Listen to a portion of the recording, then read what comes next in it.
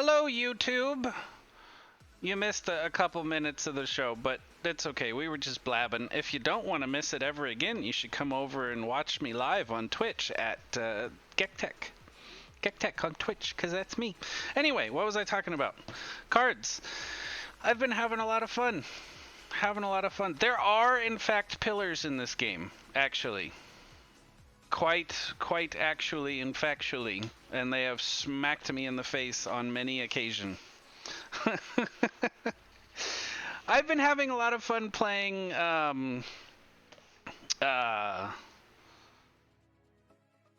Arena, also Magic the Gathering Arena.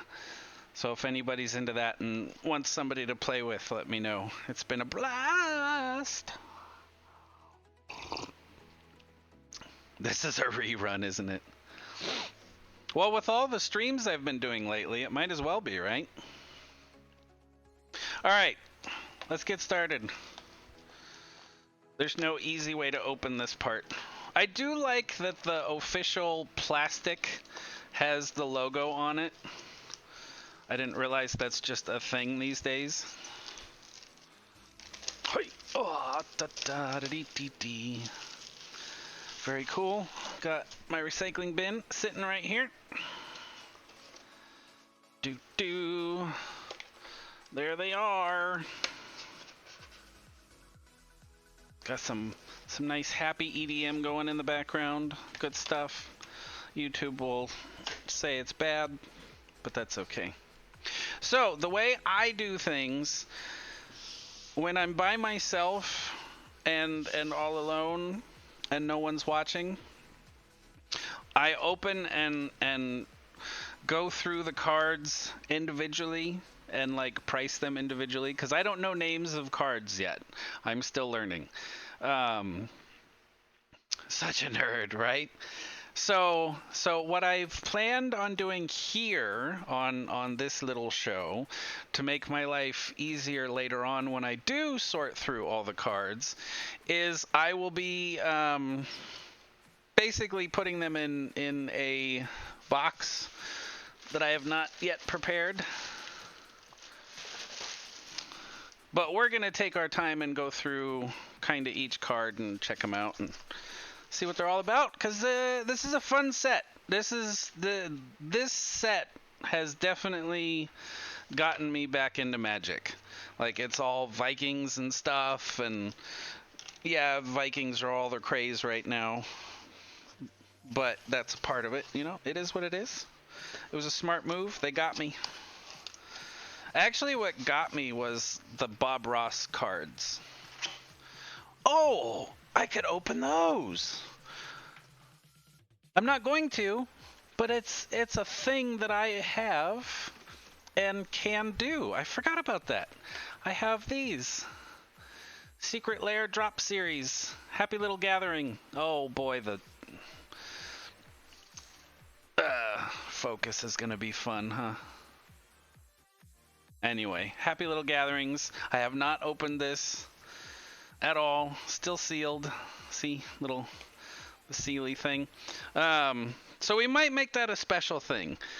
I do plan on opening it at some point, but I would like to frame them. So I'm going to keep them nice in the box until I am prepared to frame them.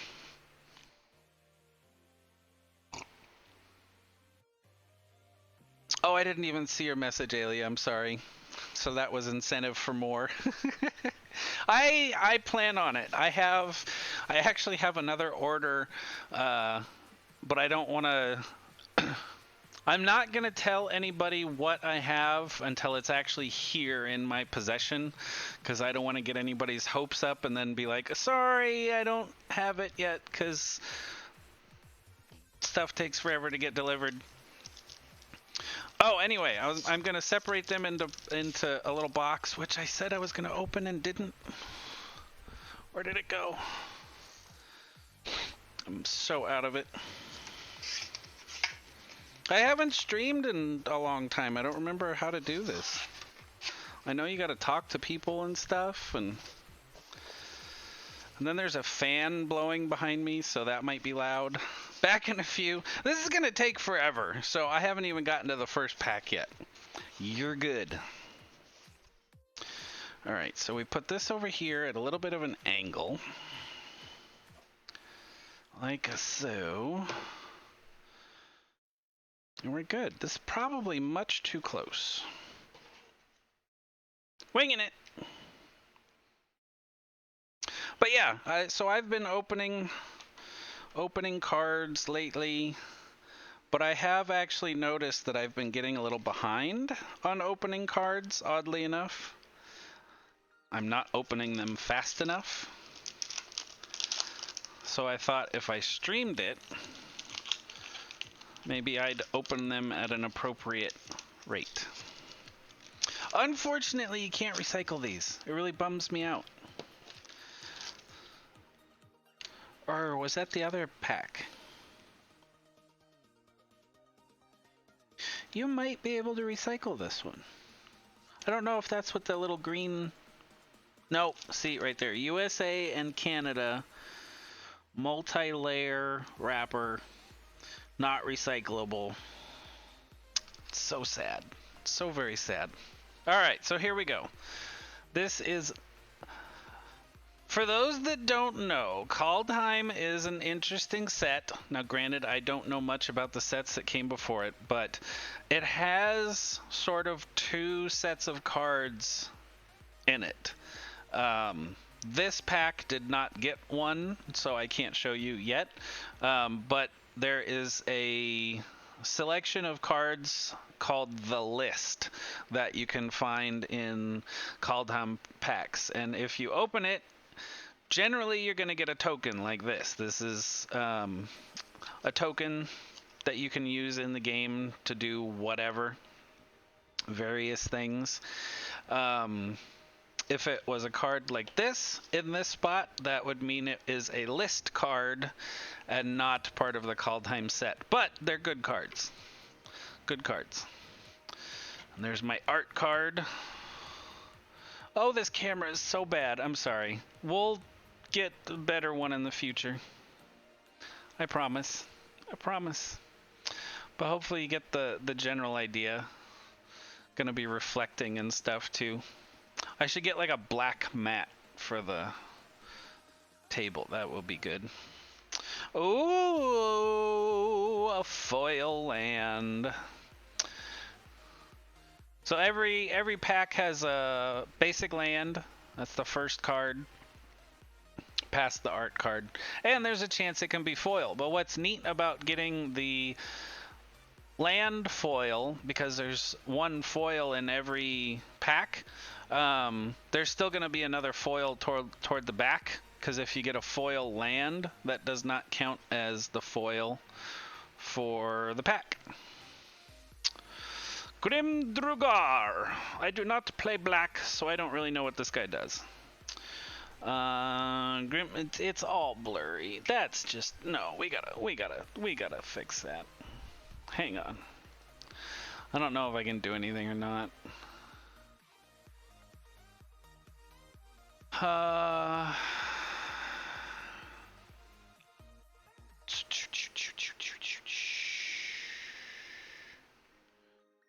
Oh, it didn't. I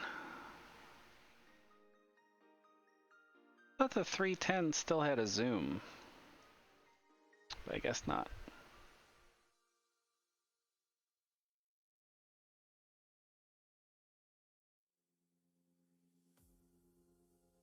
What if I turn... Nope.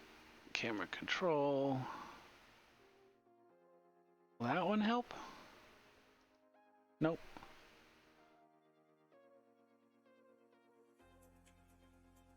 Oh, no. Nope. Put that back to auto.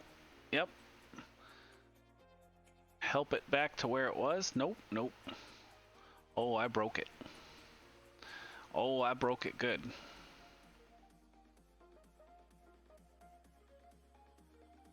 Yeah, I don't think there's much I can do.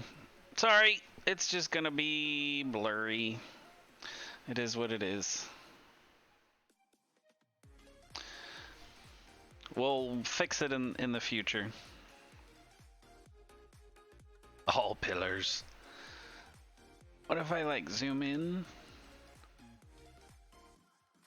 Do the C920 trick with the C310? I don't think it works. So I think it wants me to be back here, but that's bad too. Meh. Meh. So this is a snow creature, which is part of the shtick of Kaldheim. You get snow lands. Was this a snow? Yeah, so this was a snow-covered mountain. Little hard to... whatever. And the snow can do different things. Like this guy, if you have a snow land, you can tap him and he gets +1 until... and gains menace until end of turn. Can't be blocked except... oh, that's the menace part.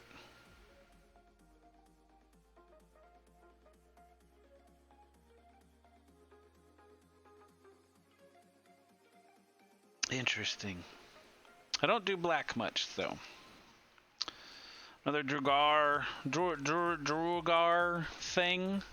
Am I just too close? Is that what it is?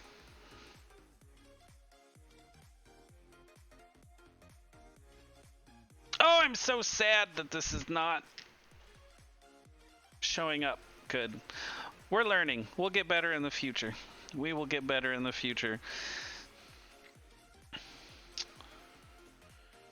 Thought Thief enters the battlefield. Look at the top card of target player's library. You may put that card into their graveyard. Not bad. Not bad, not bad. Most of the blue that I've played with are like flying things and anti-hex things and dancing kitty cat things. Another blue, run ashore, instant. Choose one or both. The owner or target non-land... wait, the owner of target non-land permanent puts it on the top or bottom of their library. Return target non-land permanent to its owner's hand.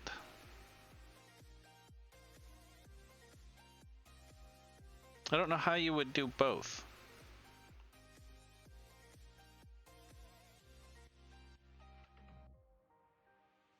That card confuses me a little bit. What if I put this like that? Does that help? Maybe.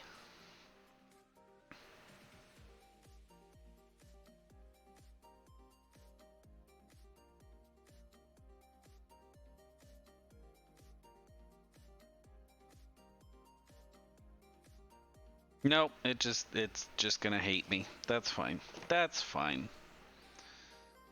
I swear this thing had a focus.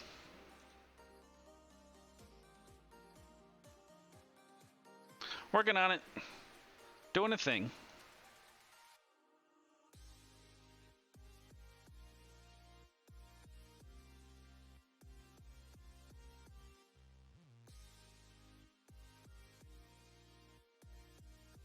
Oh, okay, yeah. Part of it is because I plugged it in after I already started OBS, so it's not even recognizing it as a Logitech camera, just a generic camera. So I'd have to end the stream, but I don't think we're going to get it all that much better than this anyway. So I do apologize. I do apologize. I can... oh, I wonder... oh! Let's see.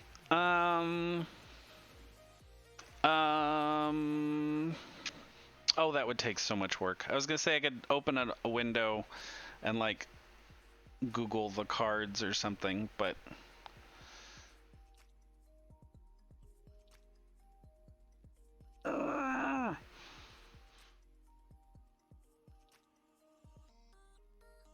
because it's like that seems to be fairly clear, but for whatever reason, it's not picking up the cards. Okay, just go. Just read the cards and have fun with chat. That'll be a good thing to do because there's dancing bananas.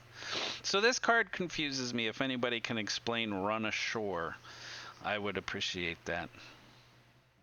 Strategic planning, sorcery. Look at the top 3 cards of your library. Put one of them into your hand and the rest into your graveyard. I could see that being convenient. Mists of Litjara. Enchantment Aura Flash, which lets you cast the enchantment as if it were an instant, I believe, is what Flash means. Enchant creature or vehicle. Enchanted creature gets -3. See, now some of the wording on these cards are so weird. So it says enchant creature or vehicle. Enchanted creature gets -3. Does the vehicle get -3?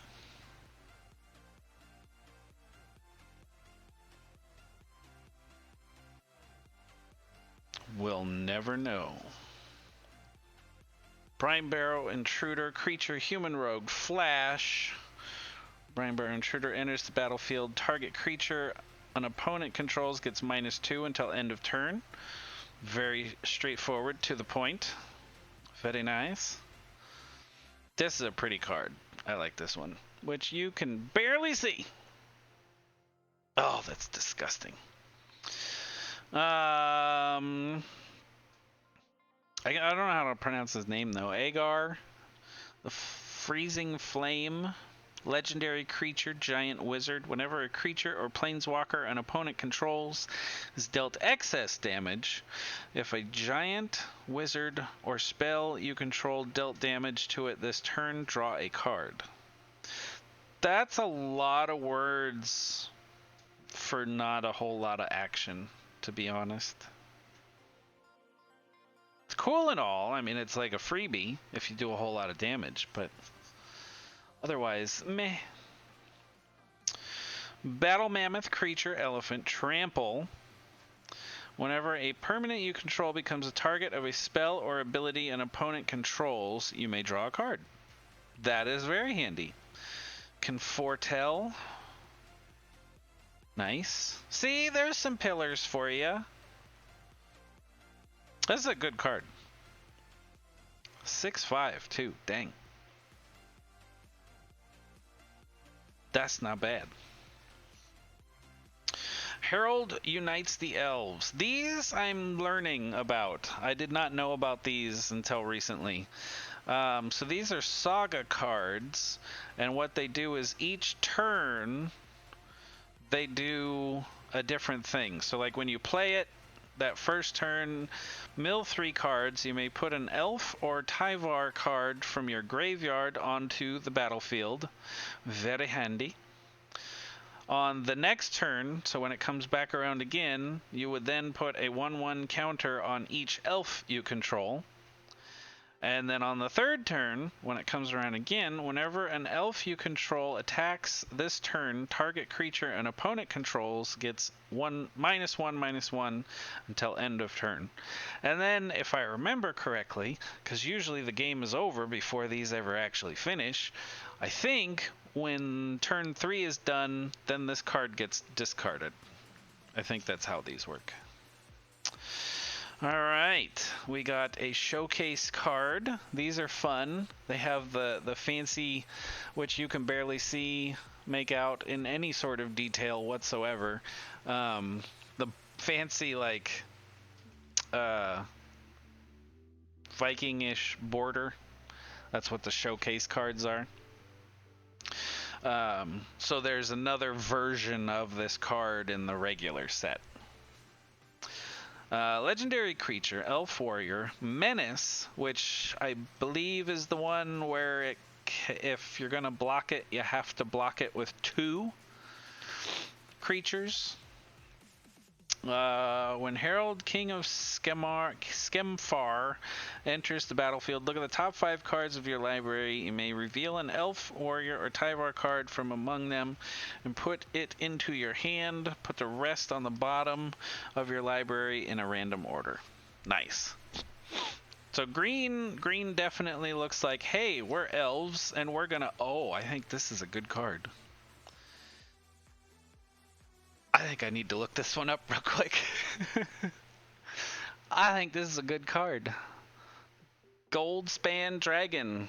This is a foil mythic.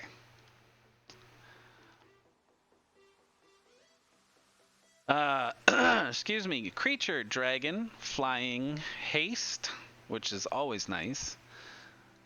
Hang on. Pan Dragon, Goldspan Dragon, card number 139 in the Kaldheim set is a $21.49 card. Yay! See, that's what we're here for. Nice. I kind of figured that was a good one. And you can kind of see the rainbow. This camera is crap, I'm sorry, but you can kind of see the rainbowy bits. Very pretty. I love the foil.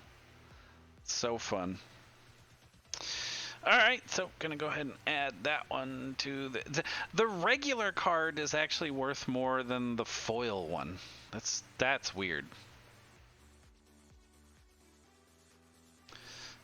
But that one is now up and available on tcgplayer.com. Search for the luggage, please. Alright, and then that's it. That was the pack. That was pack number 1. And we are 44 minutes in. I will speed things along as we go. Is that not on its little angle? And we'll start getting duplicates after a little while too, so not to worry. Yay! That was a great start.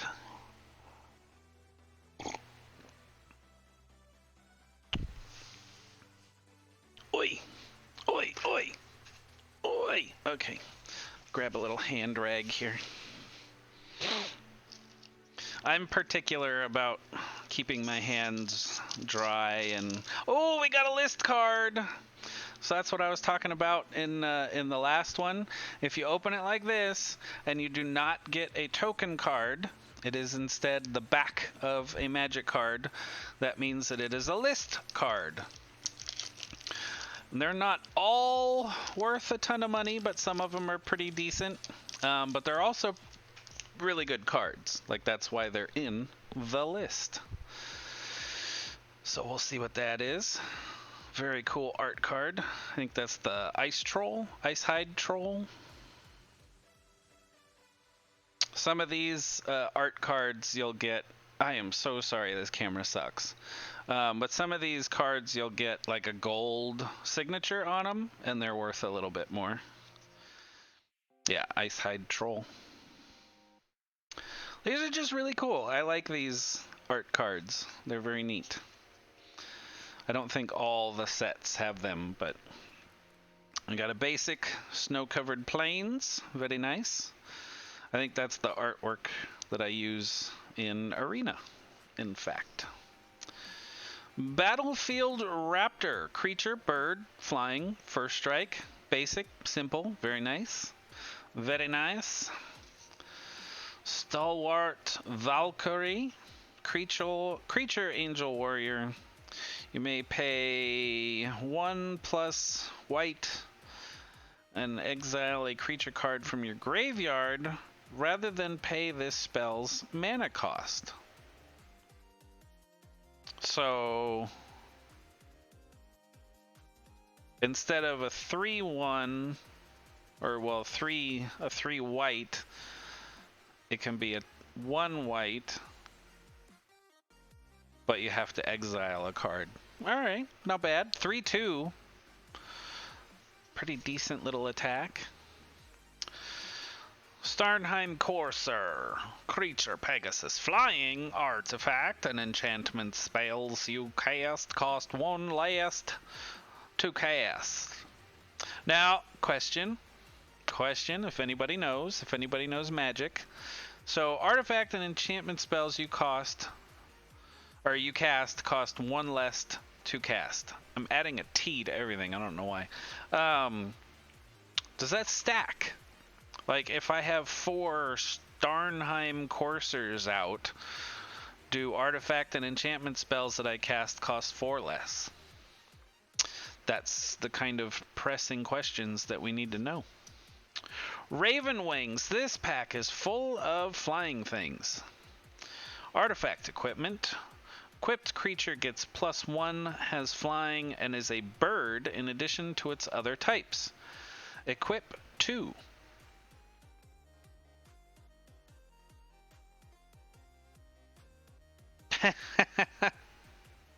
Not you two, how you doing? That is exactly correct. I have coffee, but I have been craving tea lately, and I don't have any.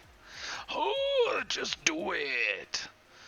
So these are fun. These are fun. What was it? Oh, and is a bird in addition to its other types. I've found out that that's actually really cool and can come in handy. Like how the last deck had a lot of stuff dealing with elves.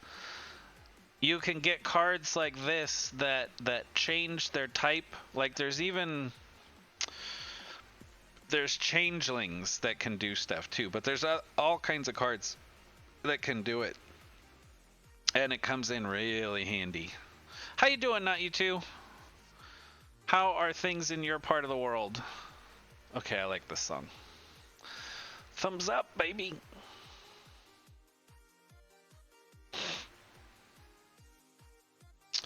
Raiders Carve. I'm not very centered, am I?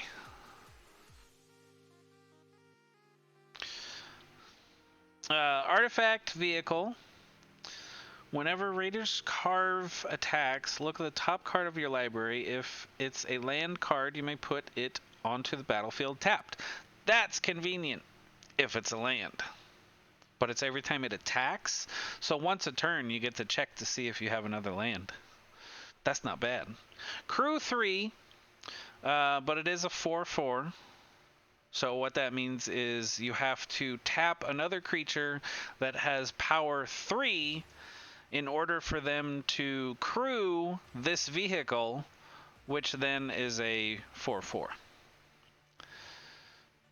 Sometimes it's nice. There's a white card, it's like an ox or something, that is basically a wall on its own, a 0/4, but then there's a particular vehicle that it works well with, where it uses the creature's defense instead of their attack, and yeah, and it has to be a 4. So you're like, oh, well, let's do the ox.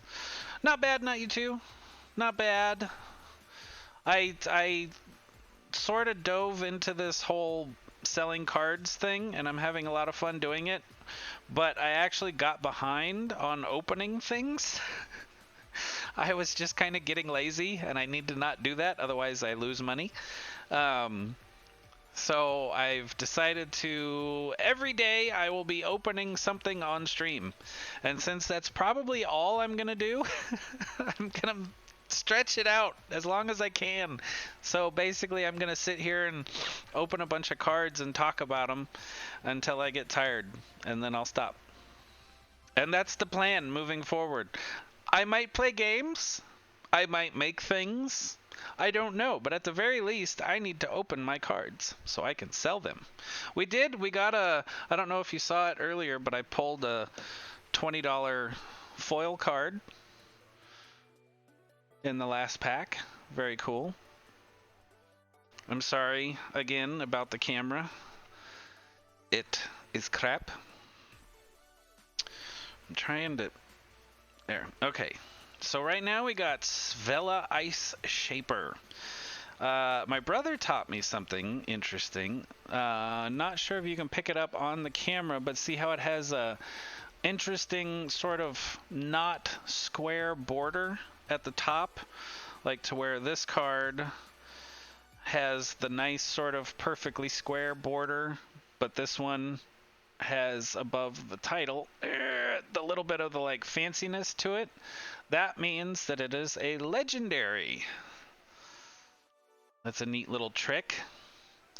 So yeah, this is a legendary snow creature, troll warrior. 3 and tap. Create a colorless snow artifact token named Icy Manalith with tap to add 1 mana of any color. That's convenient. But if you manage to tap 6, a red, and a green, and this card, look at the top 4 cards from your library. You may cast a spell from among them without paying its mana cost. I would hope so, because you already did. Put the rest on the bottom of your library in a random order. That could be a lifesaver. That could definitely be a lifesaver. I am so disappointed with the blurry camera. Alright, Replicating Ring. Snow artifact. Tap to add 1 mana of any color. At the beginning of your upkeep, put a night counter on Replicating Ring. Then, if it has 8 or more night counters on it, remove all of them and create 8 colorless snow artifact tokens named Replicated Ring with tap to add 1 mana of any color. I don't see that ever actually getting played to its fullest. Unless you have some sort of card that can duplicate your upkeep, it's going to take 8 turns for this to be useful. Now, to be fair, I prefer to play the type of decks that win quickly. So I'm sure there's other decks out there with survivability and they can last, but to me, 8 turns is an eternity. If the game ain't over in 6, I have done something wrong. So anyway, that is a cool card though. I like that one. Ascendant Spirit. I think this is a rare, right? Yep, rare. Snow creature spirit. This one does a lot. So taps 2 snow. Ascendant Spirit becomes a spirit warrior with base power and toughness 2/3 instead of the 1/1. And keep in mind, it only costs 1 to cast this. Well, to put it on the table anyway. Tap 3 snow. If Ascendant Spirit is a warrior, put a flying counter on it, and it becomes a spirit warrior angel with base power and toughness 4/4. Then after that, tap 4 snow. If Ascendant Spirit is an angel, put 2 +1/+1 counters on it, and it gains whenever this creature deals combat damage to a player, draw a card. Now, what's interesting is, of course, at that last phase, if Ascendant Spirit is an angel, put 2 1/1 counters on it, and it gains. You can do that one over and over and over and over and over and over and over again for as many snows as you have. That could be dangerous. And I think technically, if you have something that can make it an angel before doing the first 2 steps, like if you can just make it an angel on your own somehow, I think you can go ahead and skip to the last one. Because all it says is if this card is an angel, then you do the thing. So that's some stuff. Now granted, I don't know strategies like the big boys do. I've only gotten back into Magic and been playing like a couple months. But I don't know, it sounded like a good idea. These cards kind of confuse me a little bit. Because as you can see, all Magic cards have a back to them. Well, this card,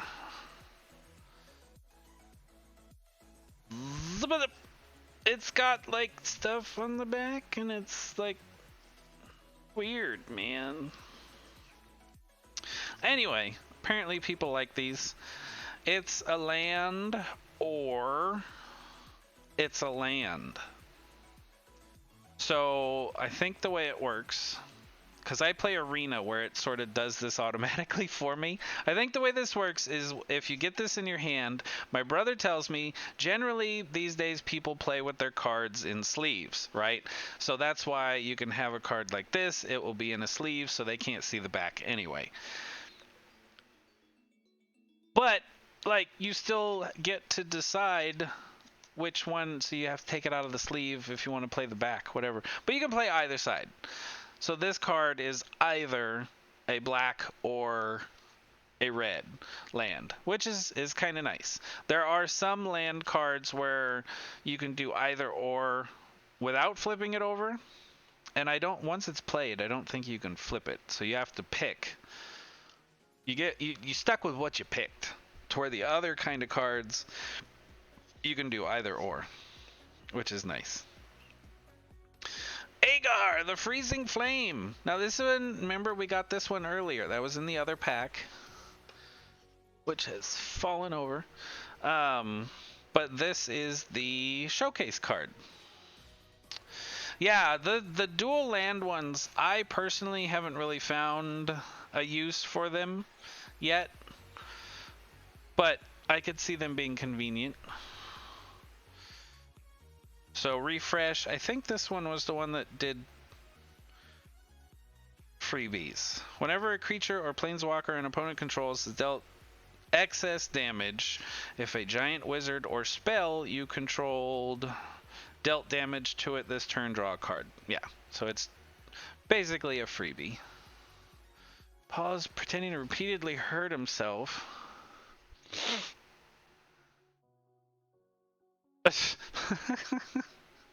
You never know, Jax. You never know. Foil card, a land. Speaking of weird lands. Tyrite Sanctum. Regular tap, add...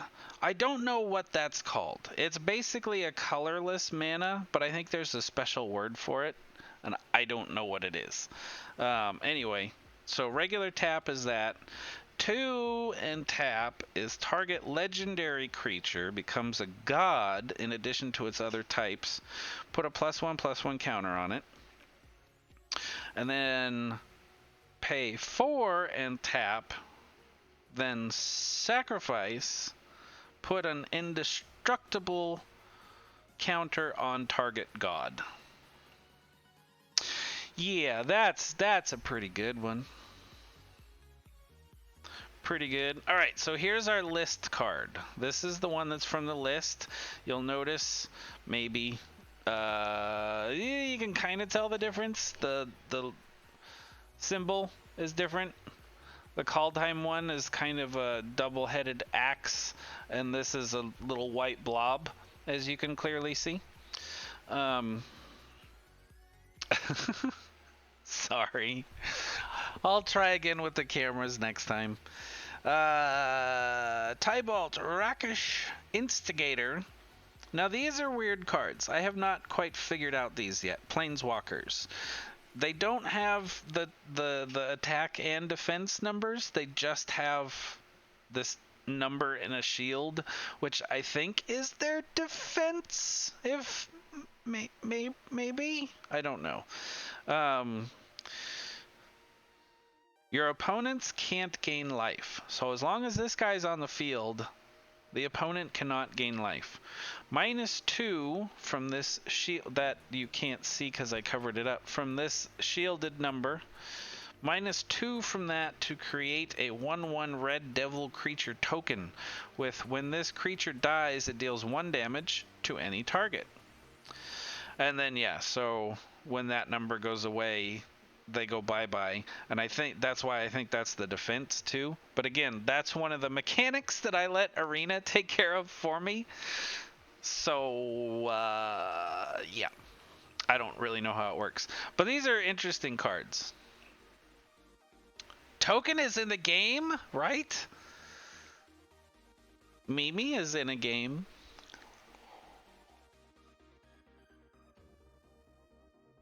Anyway, so these, the list cards. Oh, one more thing about these cards. So these, the list ones, again, it's kind of hard to see, but that little white blob that's down there on the left of the card info is the Magic the Gathering logo, much like this. Why isn't, oh, much like, I was pointing to the wrong thing. Much like that logo, but white.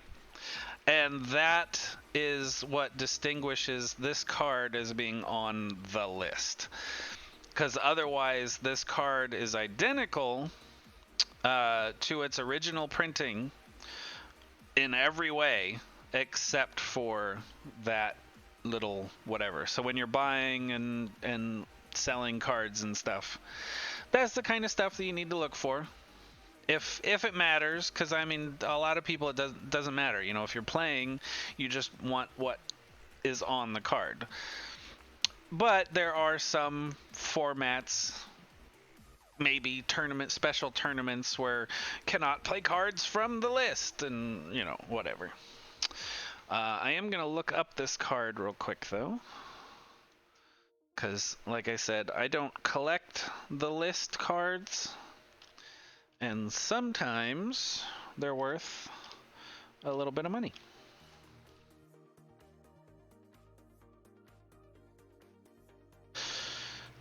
The list, number 146 and 30 cents. Not bad, not bad.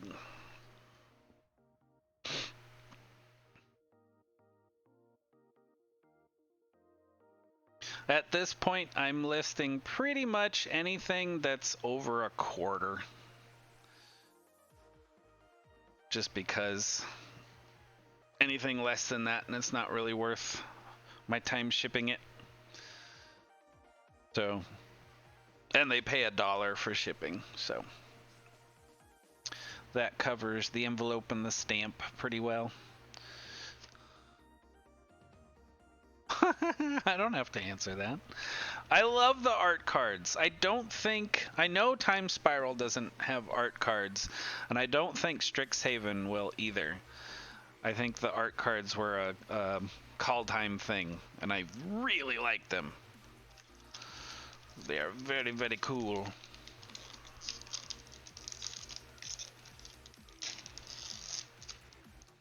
No insurance?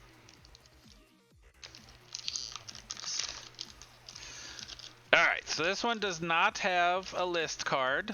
As we can see, it has a token. A baby kitty token. And there's our art card. Very cool.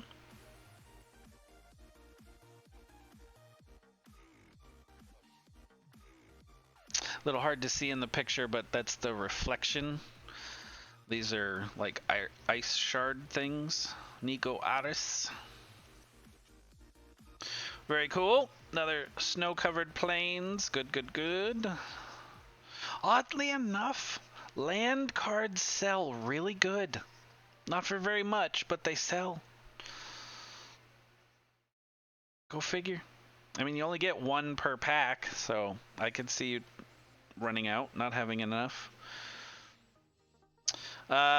Strategic planning, sorcery. Look at the top 3 cards of your library. Put one of them into your hand and the rest into your graveyard. Did we already get that one? I think we did. I think we already got that one. Is this the same pack I already opened? This is literally the same pack. Okay, this is a new card. That was weird. Annul. Instant counter target artifact or enchantment spells. There are not enough of these cards in existence for me to play, and everyone else should never have them ever. But it's so weird. Counter target artifact or enchantment spell. So it's very specific. It's not counter anything, but it's only one mana to do that, and that's just absurd. Absurd. Elven Bow artifact equipment. When Elven Bow enters the battlefield, you may pay 2. If you do, create a 1/1 green elf warrior creature token, then attach Elven Bow to it. Equipped creature gets +1/+2 and has reach. Equip for 3. I like these. I did not realize, but you can. So, okay, this says when Elven Bow enters the battlefield, you may pay 2. If you do, create a 1/1 creature, blah, blah, blah, blah, blah, and then you put it on there. You can just pay the 1 and put it on the table. It doesn't have a benefit, per se, but if for whatever reason, I mean, it wouldn't make any sense to do that.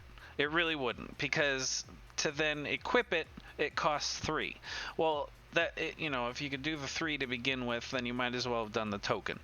But for whatever reason, if you do want or need to, like, there's some cards that will, like,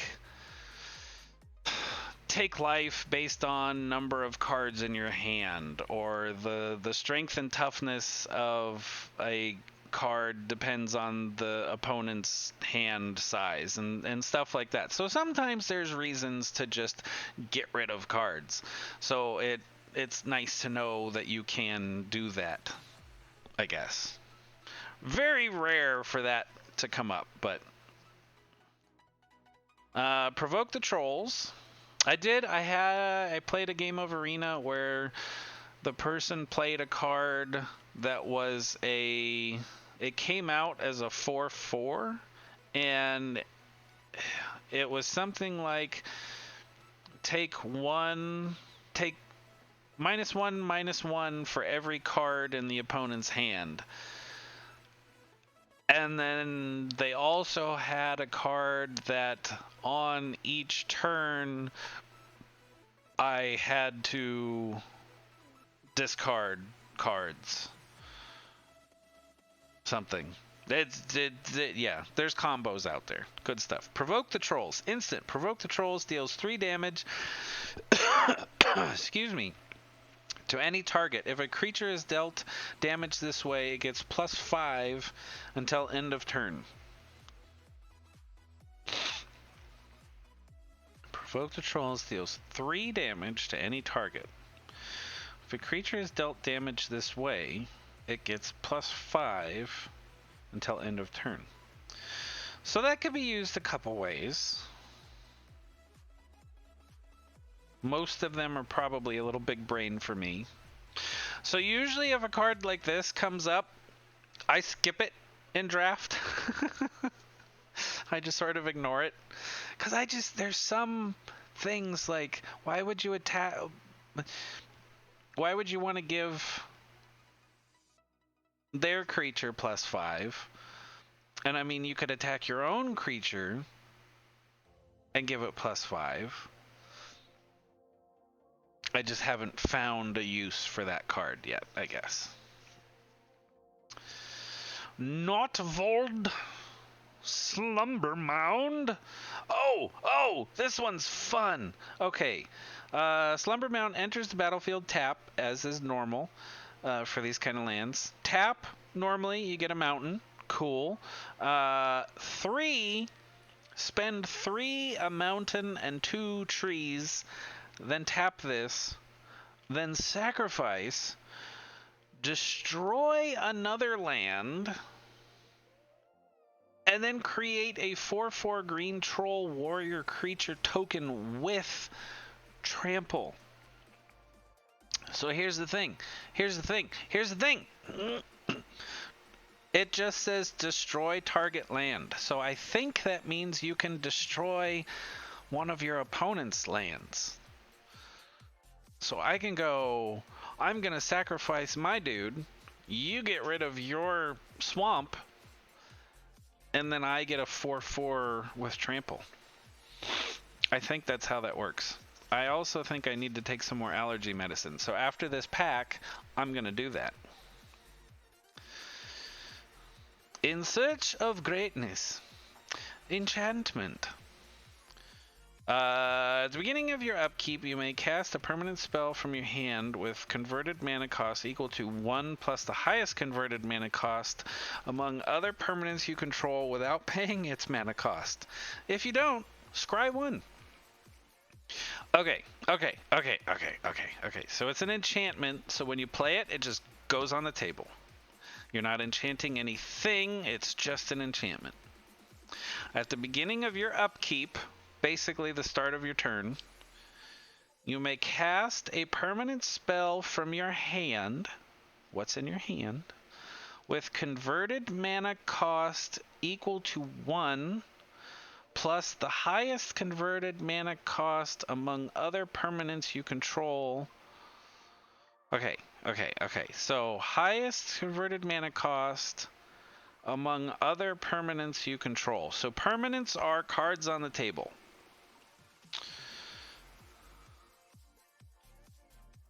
Among is not an average, so it's whichever one is the highest. We're using that number.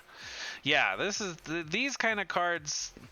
Like with that last card, if this comes up in a draft, I'm like, let's just go with something else. But I want to try and figure them out. So, okay, one of the things I don't fully understand is converted mana cost. That just means this stuff up here, right? So this card's converted mana cost is 2, I believe. I think that's how that works. So then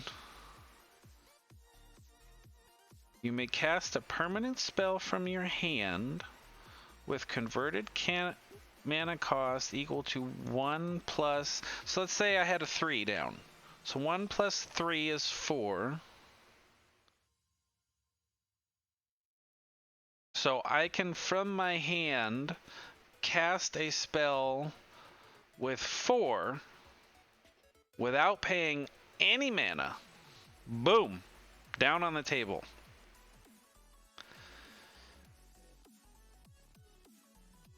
And even if I can do that, I could choose not to and scry 1. Or if I don't do that because I can't do that, I can scry 1. This is a very, very powerful card.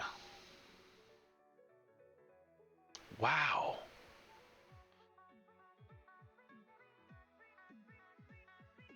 So even if this is the only card on the table, you can cast anything in your hand with 3 or less without paying any mana for it. If I'm reading that right. Oh. Which, that means, technically, if you can get this card, if I'm reading this correctly, if I'm understanding this, you can technically get this card onto the table with 2 mana and never get any more land the rest of the game and still be able to bring cards that need 3 onto the table. And technically for free. One of them. Wow. I don't know if I have this one in my set. I think I do, but I'm just curious how much it goes for. In Search of Greatness. Card 177. It is a rare. $1.75. Not bad, not bad. I don't know if I have that one in my set yet, though, so we will hang on to that one for now. That's a cool card. If that does work how I kind of think it works, that's a very cool card. Toralf, God of Fury. Legendary creature, god. This one's a god already. Okay. Mythic, nice. Oh, it's one of them double-sided cards, too. Ooh. Ooh, okay. Let's see what we got.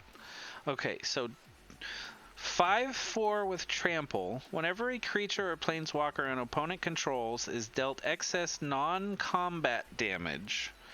So like from a spell just doing something. Toralf deals damage equal to the excess to any target other than that permanent. A little confusing, but pretty powerful. On the other side, we have a legendary artifact, Toralf's Hammer, which is an equipment card. Equipped creature has tap 1 a red and this card, unattach the hammer. It deals 3 damage to any target. Return hammer to its owner's hand. Oh. Enchanted creature gets +3 as long as it's legendary. And then equip for 1 plus a red. So let's see.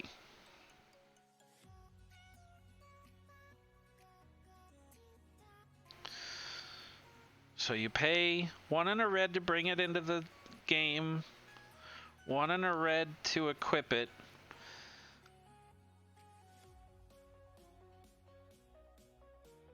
Equipped creature.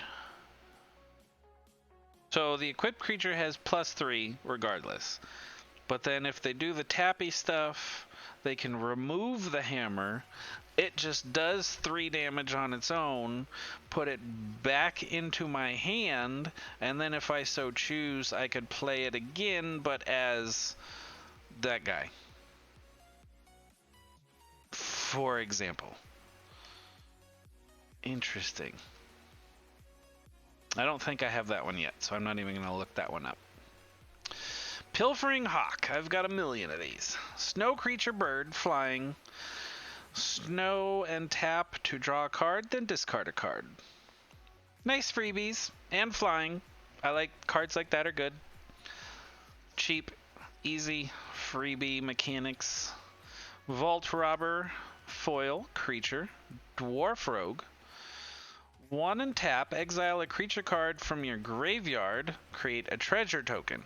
Now, if I remember right, a treasure token, it says, sacrifice this artifact, add 1 mana of any color. So it's basically like a one-time use land card. But none of my decks have benefited from that yet, but I can see that being a handy little thing. Oh, this is a throwaway. It's not even a token. It's literally just an ad for MTG Arena. It's kind of cool. I use these as placeholders in my boxes for sorting. Makes it convenient. Okay, so I'm going to actually step away for a very quick minute. I do apologize, but allergy things are creeping up. Let me see if I can do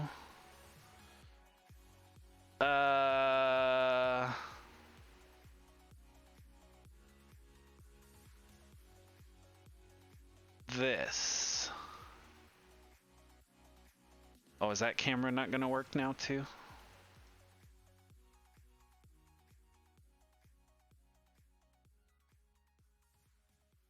Why is that one not working? Laminate it, sharpen the edges, throw it at people that annoy you. I've been tempted a couple times to see if I could do that. Wait, what's his name? Gambit? From X-Men's?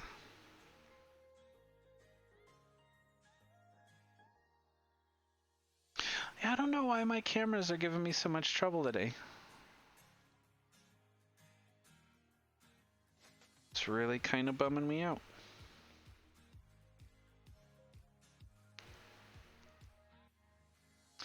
Well, that's got a different IP number now, so that's part of the problem.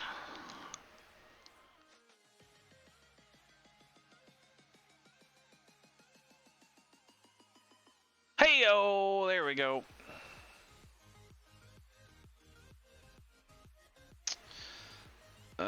Transform, reset, transform.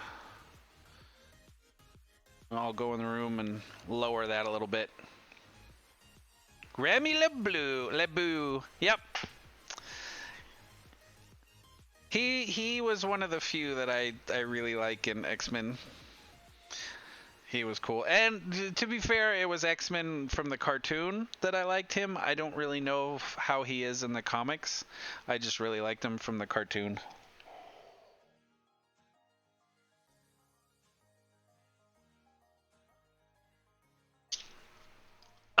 Okay. So I am going to take a quick break. I need to go take some medicine and refill my coffee, and then I'll be right back. So thank you, everybody, for watching. We got a lot more cards to open, and I plan on getting through all of them. So I'll see you soon.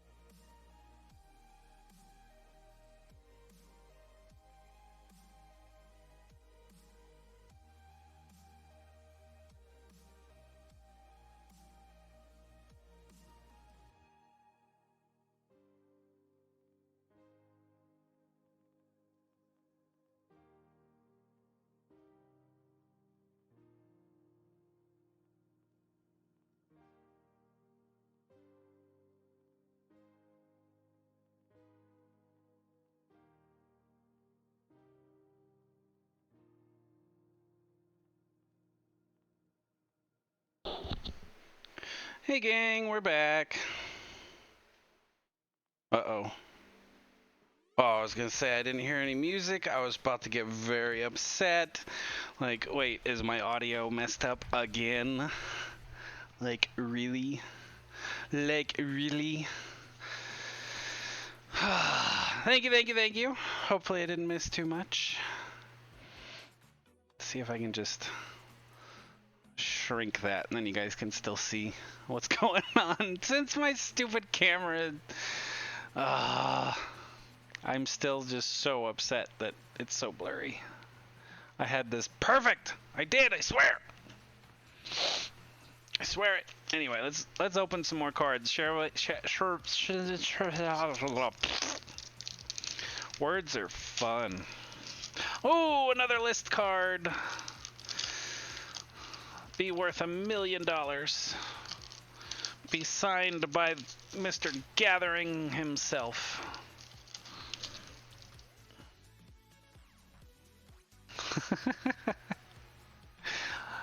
All the faces. Man, these art cards though. If you could actually see it, it would, oh man. Oh, I'm telling you what. There's some detail in here that is just like, I mean, clearly if I held it back here, then it's nice and clear. Isn't that just, that's just beautiful, isn't it? I tell you what. It is a very pretty card. Snow-covered island. I like this one because it's got, there's like an overarching theme in this sort of mythology, and they've carried it into the game nicely. That being the World Tree. There is also a card called the World Tree, but I like that this artwork in particular has it in the background there.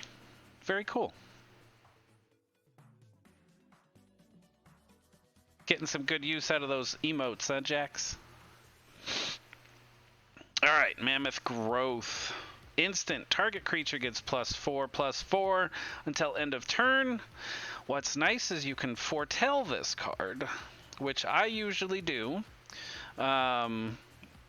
Because it's a lot cheaper to, what you do is instead of paying 2 plus a green to use the card, you pay 2 to foretell the card, which then puts it basically over, like, to the side, kind of like down here if you were playing Arena Online, and it glows and sparkles.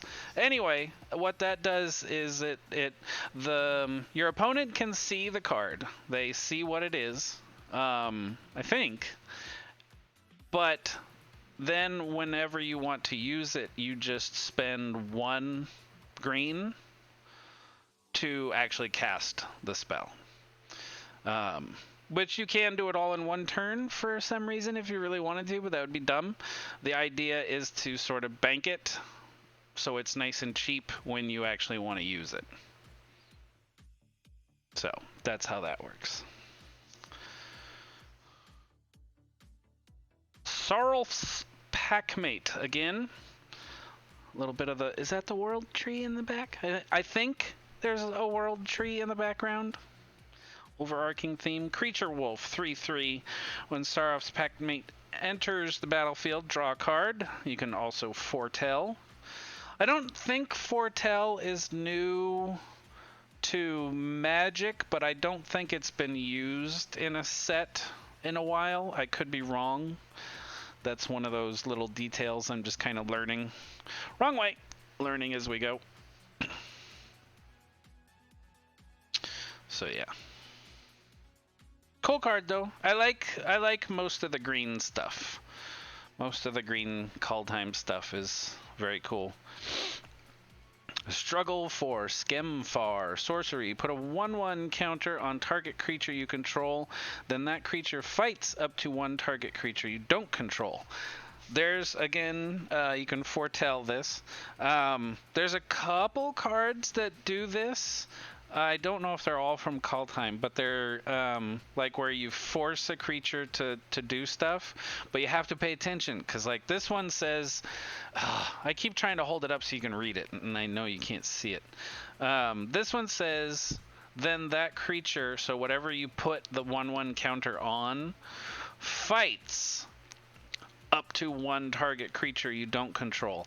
There's also a way where it then that creature does damage equal to its toughness to whatever. The difference being this card makes the two fight. So it like the card can my creature can die. If it's worded where it says then that creature does damage equal to blah blah blah blah blah, it just does damage. There is no fighting, so my creature can't get hurt unless they have something that can counter it or whatever. But there's a difference between then that creature fights and then that creature does damage. Just something I learned along the way. Oh, I was talking about this card earlier. Okay, Guardian Gladewalker, creature shapeshifter.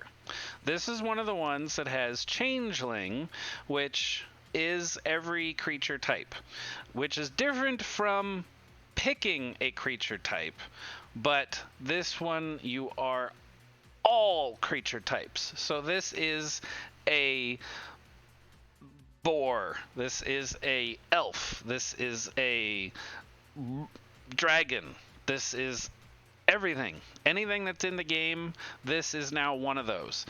Which is nice because if you have something that gives a bonus to a specific type or something like that, then this card will get it too.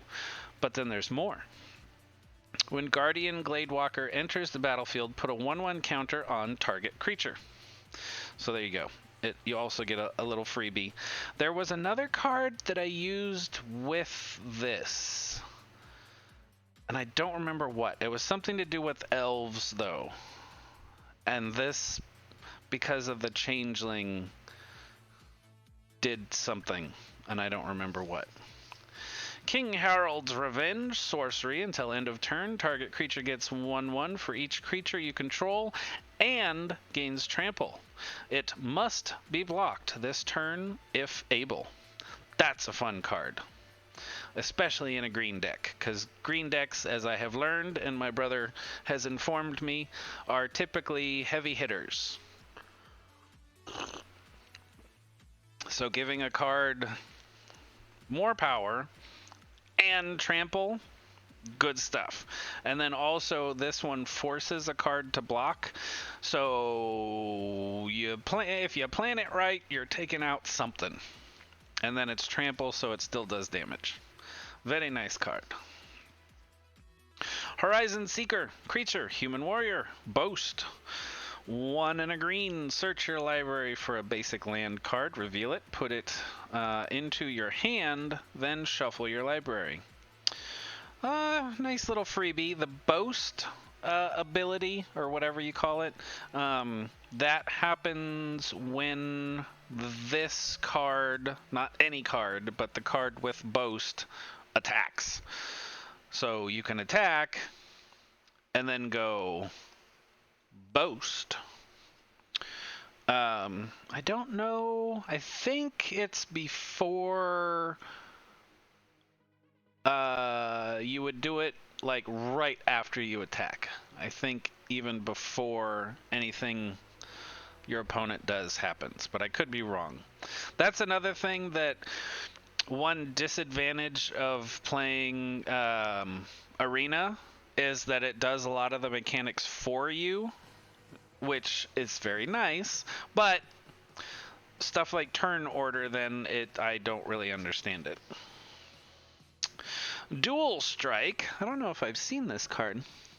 Instant. When you cast your next instant or sorcery spell with converted mana cost 4 or less this turn, Oh, copy that spell. You may choose new targets for the copy, and you can foretell this card, which doesn't seem like much because it costs 2 to foretell and it only costs 2 to cast. But for a timing thing, that's nice. Why would you foretell that, actually? Because I'm pretty sure, again, this is another one of the things that I'm not 100% on, but I'm pretty sure when you foretell, your opponent sees the card. And this seems like one that you'd kind of want to be sneaky about.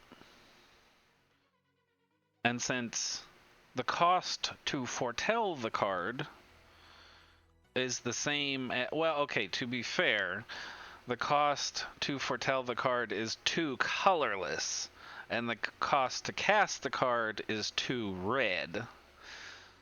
So that could be a factor.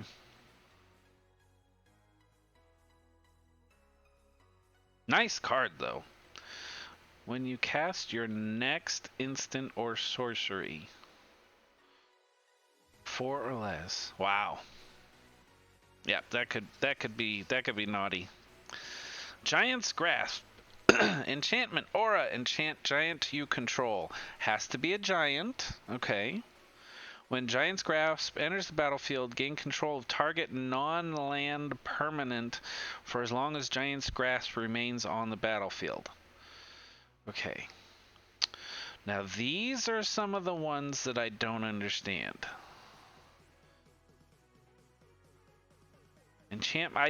Part of it I don't know specifically what aura does, but enchantment, enchant giant you control, and there is no like, oh wait, no, enchantment. Yeah. So I guess the only time you can play this card is if you have a giant, I think. I would imagine. I'm assuming that's how that works. Berge, God of Storytelling. Legendary creature, God. Whenever you cast a spell, add red. Until end of turn, you don't lose this mana as steps and phases end. Creatures you control can boast twice during each of your turns rather than once. Now, what was the boast that other card had? Boast, search your library. But wait a minute. You can only boast when you attack.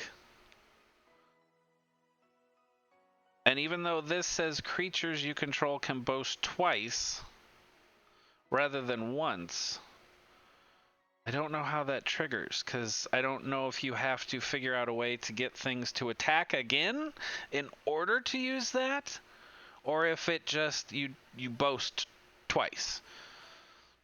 I would actually think you would just boast twice. I mean, that's literally what it says. Yep. And the back is something else. It is a Horn of Bounty, legendary artifact. Discard a card, exile the top 2 cards of your library. You may play those cards this turn.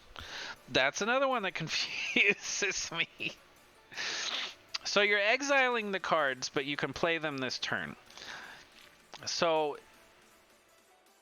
apparently there are cards that are useful in that amount of time. But I've not found one yet. And maybe I have and just don't know it. Alright, Sculptor of Winter. This is the card that in the Kaldheim set I have the most of. Snow creature, elf rogue, untapped, snow, target snow land. I've also never found a time when that's useful. But I don't really do much with snow lands, to be fair, so. Hey, Mammoth Growth! Did I get that in this pack, or was it the last one? Hey, it was in this one. So we got a duplicate. One of them is a Foil though, so not bad, not bad. Very pretty card. I did not realize he was stepping on a house. That is a house. What's our list card? Oh, that's pretty. Oh, that's pretty. Willow Dryad, summon creature. This is from 1997. Forest Walk. If defending player has any forests in play, Willow Dryad can't be intercepted. I had a card that did that, but it was Mountain Walk. And it's kind of nice. If you're ever playing against somebody that has mountains, or in this case, forests, they can't be blocked. It's very cool. Alright, so this is a list card. This is one I am definitely not collecting, so let's see if it's worth anything. Dryad, Willow Dryad. From the list, does not have a number. Oh yeah, it does not have a number. 21 cents. That's not enough to list it. I am sorry. Cool stuff though, cool stuff. Moving on.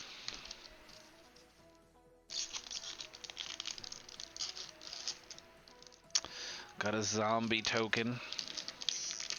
Some of the tokens are really cool, I will admit. Some of them do a lot too. So I'm curious what cards they go with. But yeah, so these tokens, I can't remember if I really showed it off. So this is basically what the tokens are is you'll have cards that say, when this card enters the battlefield, you get two, you get one zombie berserker with 2/2, and so what you do is reach into your cards and grab this bad boy out and put it on the field. It's not a regular card, it's just a token, a throwaway card, although oddly enough these are worth money. But yeah, it's very cool. I've seen people actually playing with these too. It's really neat. Some of the tokens are really cool. One token in particular is awesome, and he looks kind of like this. Nope, wrong button. He looks kind of like this. Good boy. More neat artwork. Again, it's hard to tell in this picture, but the antlers are really cool looking. They look like thorns almost.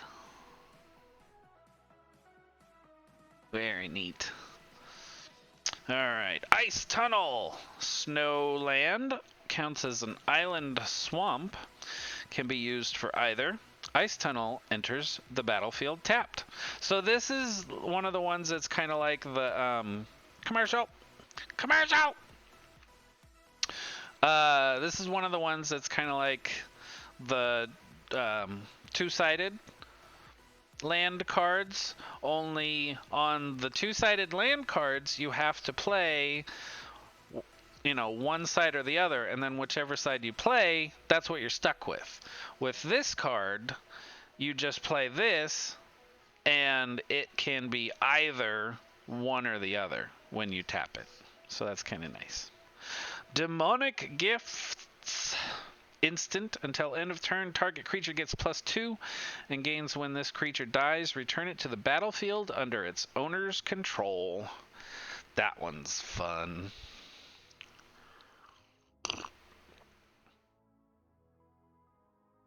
Especially because it's an instant.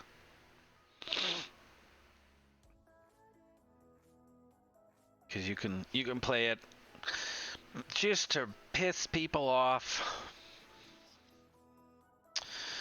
Koma's Faithful creature, Elf Cleric, lifelink.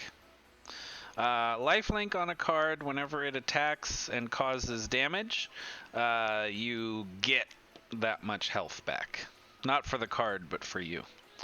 When Koma's Faithful dies, each player mills 3 cards. Oh, I'm remembering that one. Okay, it's the one card I was talking about earlier. I don't know the name, but it is a black card, and they used it with this one, and it was the one where you play it, and it's a 4/4, but then it gets -1/-1 for each card in your opponent's hand. So they want to play cards like this that. Well, no, this one made you mill cards from your. There was something. They used this one too. It had some because it was like every time you mill a card, something else happens. I think it was nasty. Deathnell Berserker creature, Elf Berserker. When Deathnell Berserker dies, if its power was 3 or greater, create a 2/2 black zombie Berserker creature token. Well, there we go. That's the card that we would use that creature token with. And you'd need... Nope, just one. Yep. Elderfang Disciple creature, Elf Cleric. When Elderfang Disciple enters the battlefield, each opponent discards a card. Yeah, it's all coming back to me now. Svella Ice Shaper. Didn't we get this one? Yes. Yeah, we got that one already. Replicating Ring, got that one already. Frost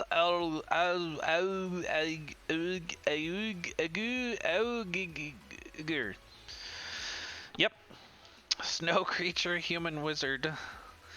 A snow and a tap lets you look at the top card of your library. If it's a snow card, you may reveal it and put it into your hand.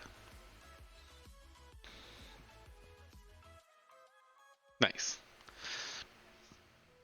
Not really for me, but nice. Oh, dear. Okay, I saw those 2 pictures and I thought, did we get 2 of the exact same card in a row? Those are very similar pictures. Avalanche Caller, Snow Creature, Human Wizard. Tap 2, target snow land you control. Becomes a 4/4 elemental creature with hexproof and haste until end of turn. It's still a land. That's a fun card. That could get naughty. Sorrelf Realm Eater. This card, the art, which is hard for you to see, reminds me of the dog from Neverending Story. Yeah, Neverending Story. The Nothing. No, he was the Nothing's friend or something. I don't remember. It's been a long time since I saw that one. Realm Eater, legendary creature, wolf. Whenever a permanent an opponent controls is put into a graveyard from the battlefield, put a 1/1 counter on Realm Eater. At the beginning of your upkeep, if Sorrelf has 1 or more counter on it, you may remove all of them. If you do, exile each other non-land permanent with converted mana cost less than or equal to the number of counters removed this way.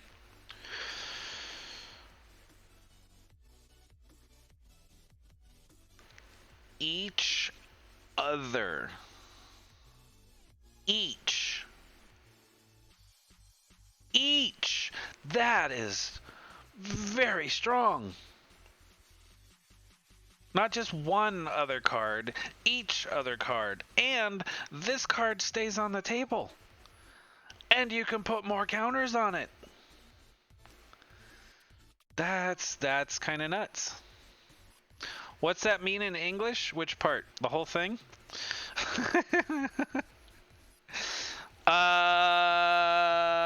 Okay, so at the beginning of anytime something does damage, or no, anytime a creature is put into the graveyard, so anytime an opponent loses a baddie, you get a counter.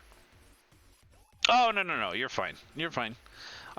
Some of these I'm trying to understand myself, and I have to read it like 4 times. And then basically at the beginning of your turn, if you so choose, you can get rid of the counters and say you had 3 counters on there. Anything else that had a converted mana cost of 3 or less is exiled. But that does mean my stuff too, which could be good or bad. That's a pretty buff card. Shimmerdrift Vale, Snowland. Shimmerdrift Vale enters battlefield tapped. As Shimmerdrift Vale enters the battlefield, choose a color, and then basically it's that color. Alright, so if you're a little short of blue, it could be a blue. You're a little short of red, it could be a red. Demon Bolt foil card, instant. Demon Bolt deals 4 damage to target creature or planeswalker. And this card can be foretold. It's just a common, it's probably not worth much. And our token. Nice. Not a bad little pack. Not a bad little pack.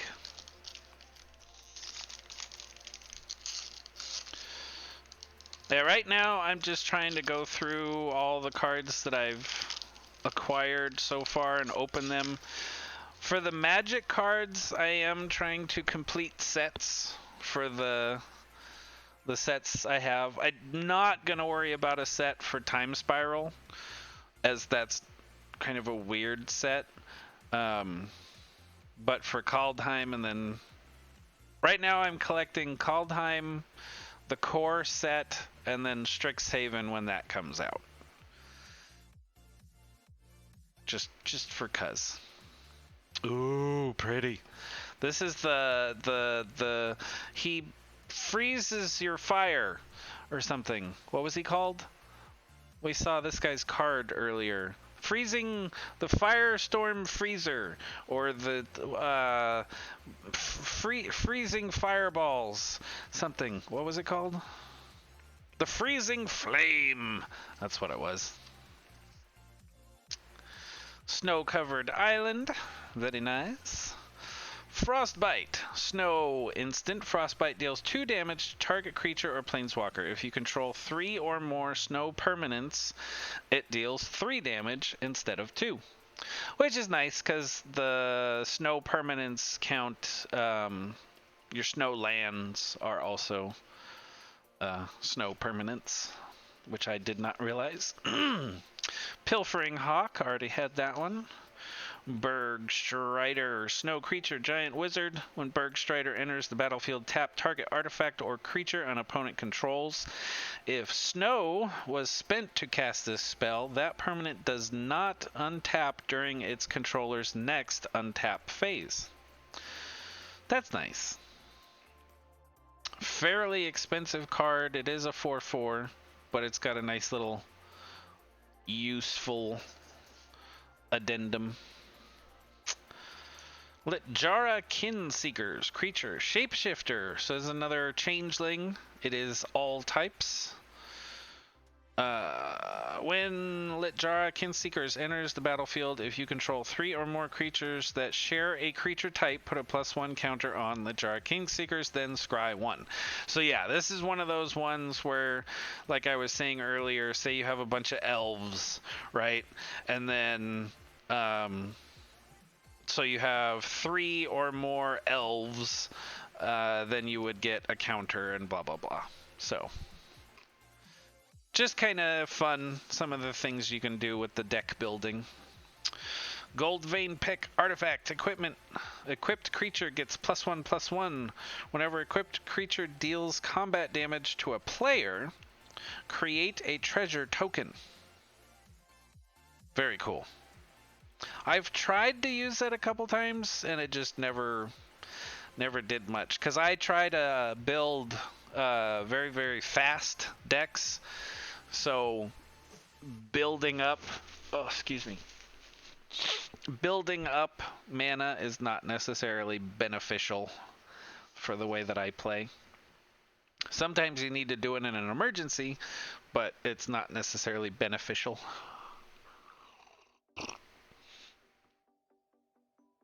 Cinderheart Giant creature, giant berserker, trample. When Cinderheart Giant dies, it deals 7 damage to a creature an opponent controls chosen at random. Now, on Arena, that's easy enough. It just picks one. But when you're playing face-to-face, how do you pick a random one? You know? Because I'm obviously going to pick whichever one hurts me the most, and if they pick, they're going to pick whichever one hurts me the least. And how do you pick at random? Things I'd like to know. Frost Augur, already had that one. Blood Sky Massacre, another Saga card. Turn 1, create a 2/3 red demon berserker creature token with menace. Nice. Phase 2, whenever a berserker attacks, like the one you just created, this turn you draw a card and you lose 1 life. Phase 3, add mountain for each berserker you control, so there's generally at least going to be 1, you'd think. Until end of turn, you don't lose this mana as steps, but probably have a bunch. Cool. Neat little card. If you're into the berserker thing. Cosima, God of the Voyage. I think this is a double-sider. Yep. Legendary creature god. At the beginning of your upkeep, you may exile Cosima. If you do, it gains whenever a land enters the battlefield under your control. If Cosima is exiled, you may put a voyage counter on it. If you don't, return Cosima to the battlefield with X +1/+1 counters on it and draw X cards where X is the number of voyage counters on it. Oh, why? Why do they do these? These are the kind of cards that make people hate playing Magic, especially new people. You're like, what? Okay, at the beginning of your upkeep, you may exile Cosima. Fine. If you do, it gains whenever a land enters the battlefield under your control, you may put a voyage counter on it. If you don't, so if a land enters the battlefield under your control, Cosima is exiled, and you don't put a counter, then you return Cosima with said counters to the battlefield, and you replace the counters, so say you had 3, with 3 +1/+1 counters, and then draw 3 cards. And then if you want, you could do it all over again. And if I'm understanding how the game works, when you exile a card, it loses its counters.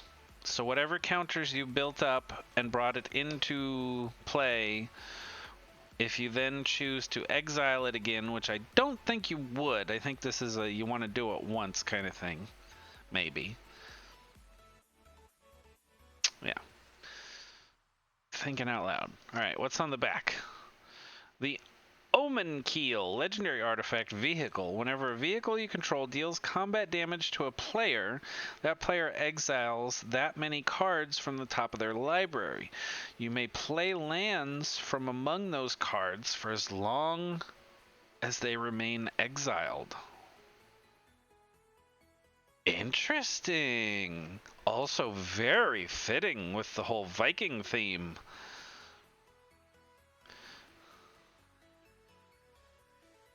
Make the owners go away, and as long as the owners are gone away, you get to do whatever you want.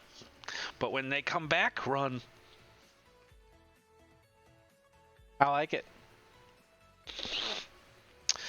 Inga Runei's, legendary creature, human, wizard. When Runei's enters battlefield, scry 3. Nice. When Inga Runei's dies, draw 3 if 3 or more creatures died this turn. I mean, it's not unuseful. Not Vold Recluse, foil creature spider, reach. I don't know why the spiders have reach. Although, to be fair, all of the spiders that I've seen that have reach are also very specifically giant spiders. They don't say giant spider, but they are giant spiders. So I guess that's just a thing. And then we are back to our token card. Oh, that was a blankie.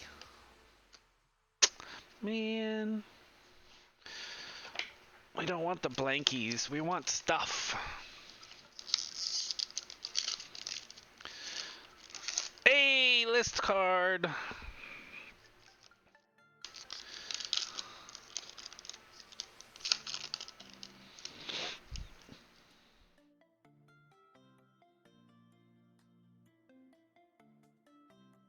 That's pretty. Oh man, I wish you guys could see this. It's so cool. It's very pretty art. That's in focus when it's too far away to see. Just awesome. Very neat though. Very cool. Snow-covered mountain, basic land, good stuff. Elderfang Disciple, we've seen that one before. Feed the serpent, instant exile target creature or planeswalker. Plain and simple, but very exciting. Very exciting. Very expensive. 4 mana total to cast that, but very useful. Very, very useful. Oh, don't bend the cards! Jarl of the Forsaken, creature zombie cleric flash. So you can cast this one when you would cast an instant. When Jarl of Forsaken enters the battlefield, destroy target creature or planeswalker an opponent controls that was dealt damage this turn. I've never, I think I really do understand how these work. I've just never found a time when it's useful.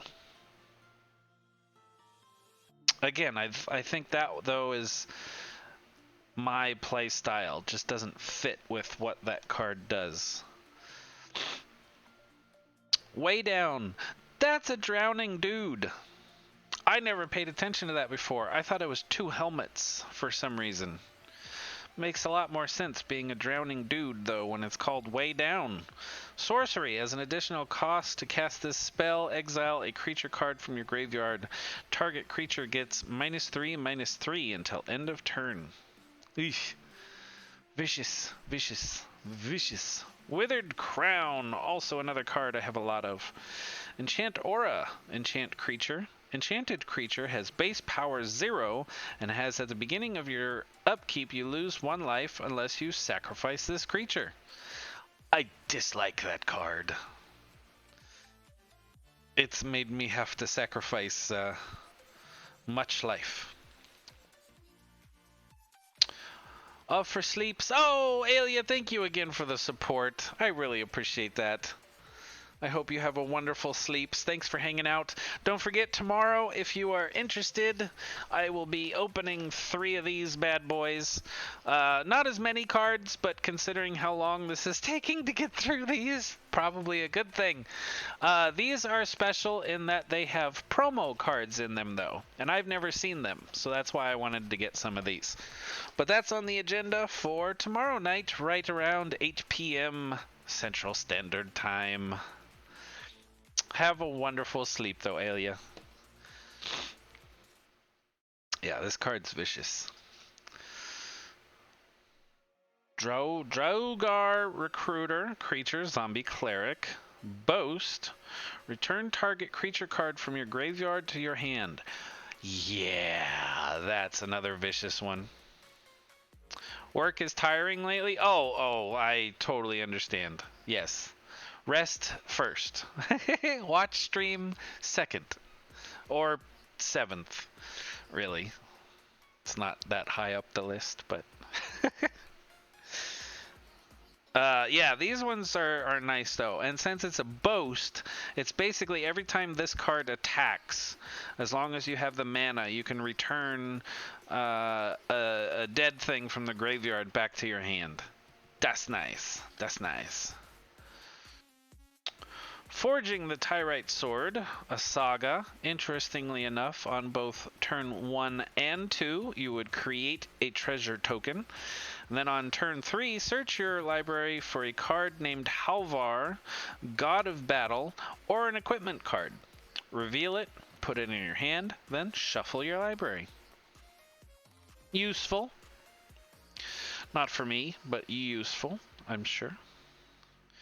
Dwarven Hammer, artifact equipment. When Dwarven Hammer enters the battlefield, you may pay 2. If you do, create a 2/1 red dwarf berserker creature token, then attach hammer to it. Okay, so this is like there was one, it did very similar stuff, but it was the flying one, I think?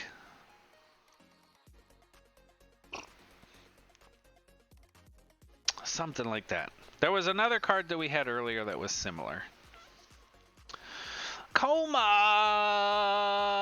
Cosmos Serpent. This is a good card. Good card. And I'm actually going to check because it's good enough that I want to list it. And I'm pretty sure I have it already in the set. But I want to double check real quick. Card number 221. I need to just have my set in a database so I can just look at that instead.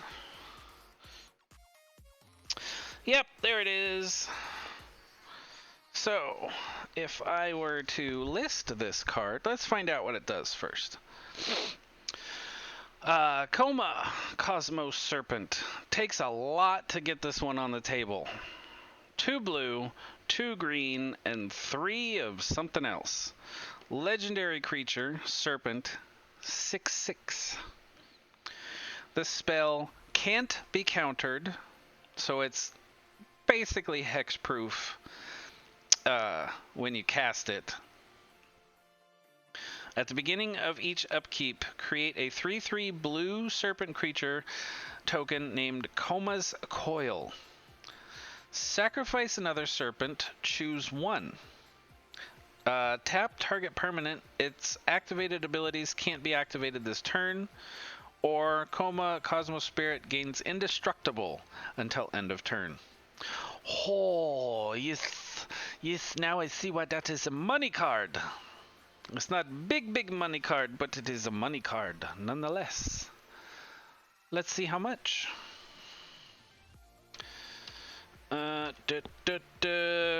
Cosmos Serpent 221 from the Kaldheim set. It's not the showcase card, so it's not the big money card. Not bad. 14 bucks.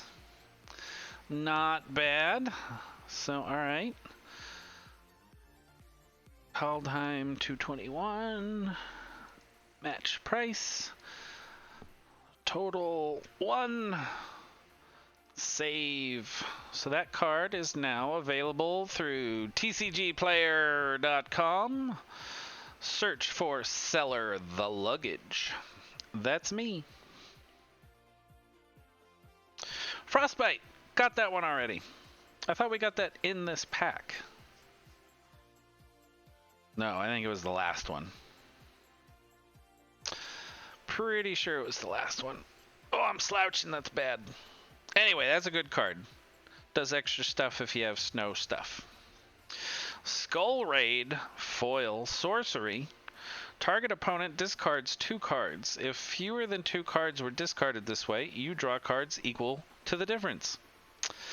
Not really exciting, but could come in handy depending on what else you got.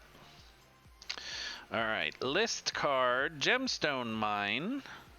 This is a land. Gemstone Mine comes into play with 3 mining counters on it.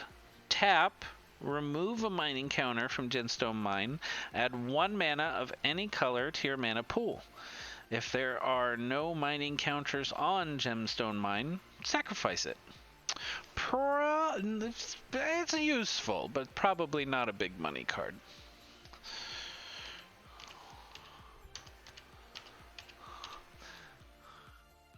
Gemstone Mine from the list. Card 119. Ah, $6. Not bad. Not bad at all. It's always nice when you get a card that is at least worth what the pack is. That's usually a good thing. Alright, so there we go.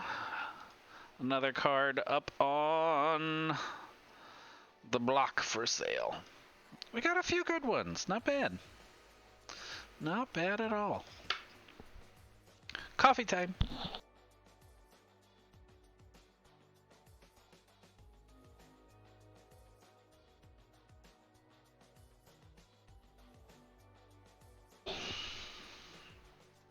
I definitely got to get a flow going, because this, I did not anticipate would take this long to go through one box. I'm having fun though, so this is a good thing. That's the important part when it comes to streaming. Alright, what do we got? A bear token. I need some water, that's what I need. Hang on, 1 second.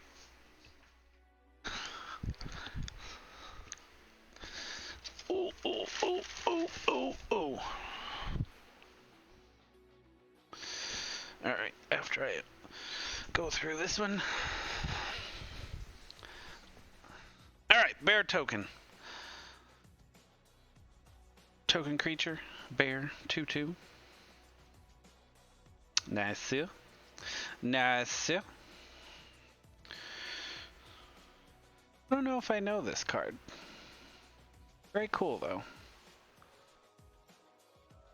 You can see the reflection nicely. Camera picks that up, at least. Snow-covered island. Good, good. Got a couple of those.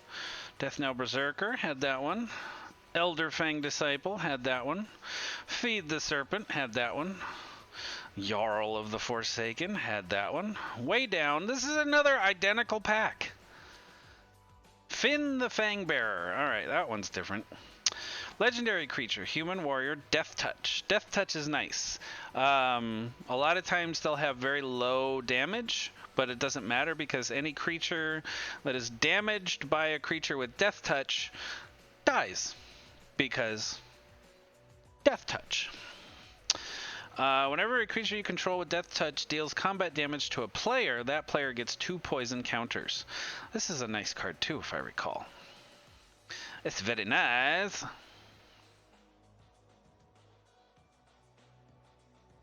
Oh, you know, some of these I don't read often, but this one. So we had just had that Coma Cosmos Serpent card. This one. The lore text says, "Come, Coma, and reclaim what you lost. Or does the Great Serpent fear a rematch?" And then if you pay even more attention, you realize that the guy's name is Finn the Fangbearer. He is a bearer of a fang. I would gather that that fang probably belongs to Coma, Cosmos Serpent. See, I'm learning. Binding the Old Gods. Saga card. Phase 1, destroy target non-land permanent an opponent controls. Nice. Phase 2, search your library for a forest card. Put it onto the battlefield tapped, then shuffle your library. Nice. Creatures you control gain Death Touch until end of turn. Oh my. Oh my. Whoa, 2 sagas in a row. Jeez. Fall of the Imposter. Phase 1 and 2. Oh, is this the other one? Put a 1/1 counter on up to 1 target creature. Exile a creature with the greatest power among creatures target opponent controls. That one's pretty vicious too.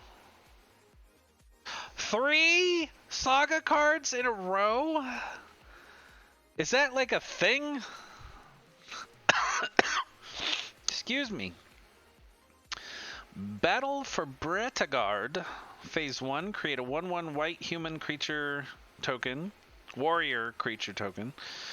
Phase 2, create a 1/1 green elf warrior creature token. Phase 3, choose any number of artifact tokens or creature tokens you control with different names. For each of them, create a token that's a copy of it.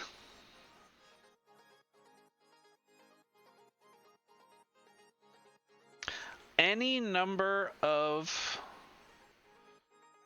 artifact tokens or creature tokens. So not like creatures, not artifacts, but tokens. Make copies. That's not bad. That's a pretty good one. Cole the Forge Master. I think I have the non-showcase card of this. Legendary creature, Dwarf Warrior. Whenever another non-token creature you control dies, if it was enchanted or equipped, return it to its owner's hand. Creature tokens you control that are enchanted or equipped also get a +1/+1. Not a bad little card. Jaspera Sentinel Foil. Creature, Elf Rogue, Reach. Tap an untapped creature you control. Add 1 mana of any color. Okay, so basically it turns another creature into a land. This one talks about the serpent too. The arrows of the elvish elite strike as true and deadly as the fangs of the cosmos serpent they revere. I need to learn about this snake thing, man. Alright, back to the token. Good, good. Now we're making some progress. Oh, water.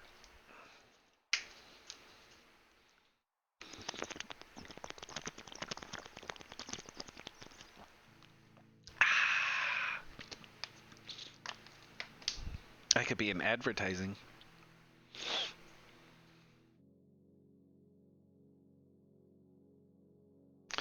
Do do do do do do do do do do. Okay. Token card.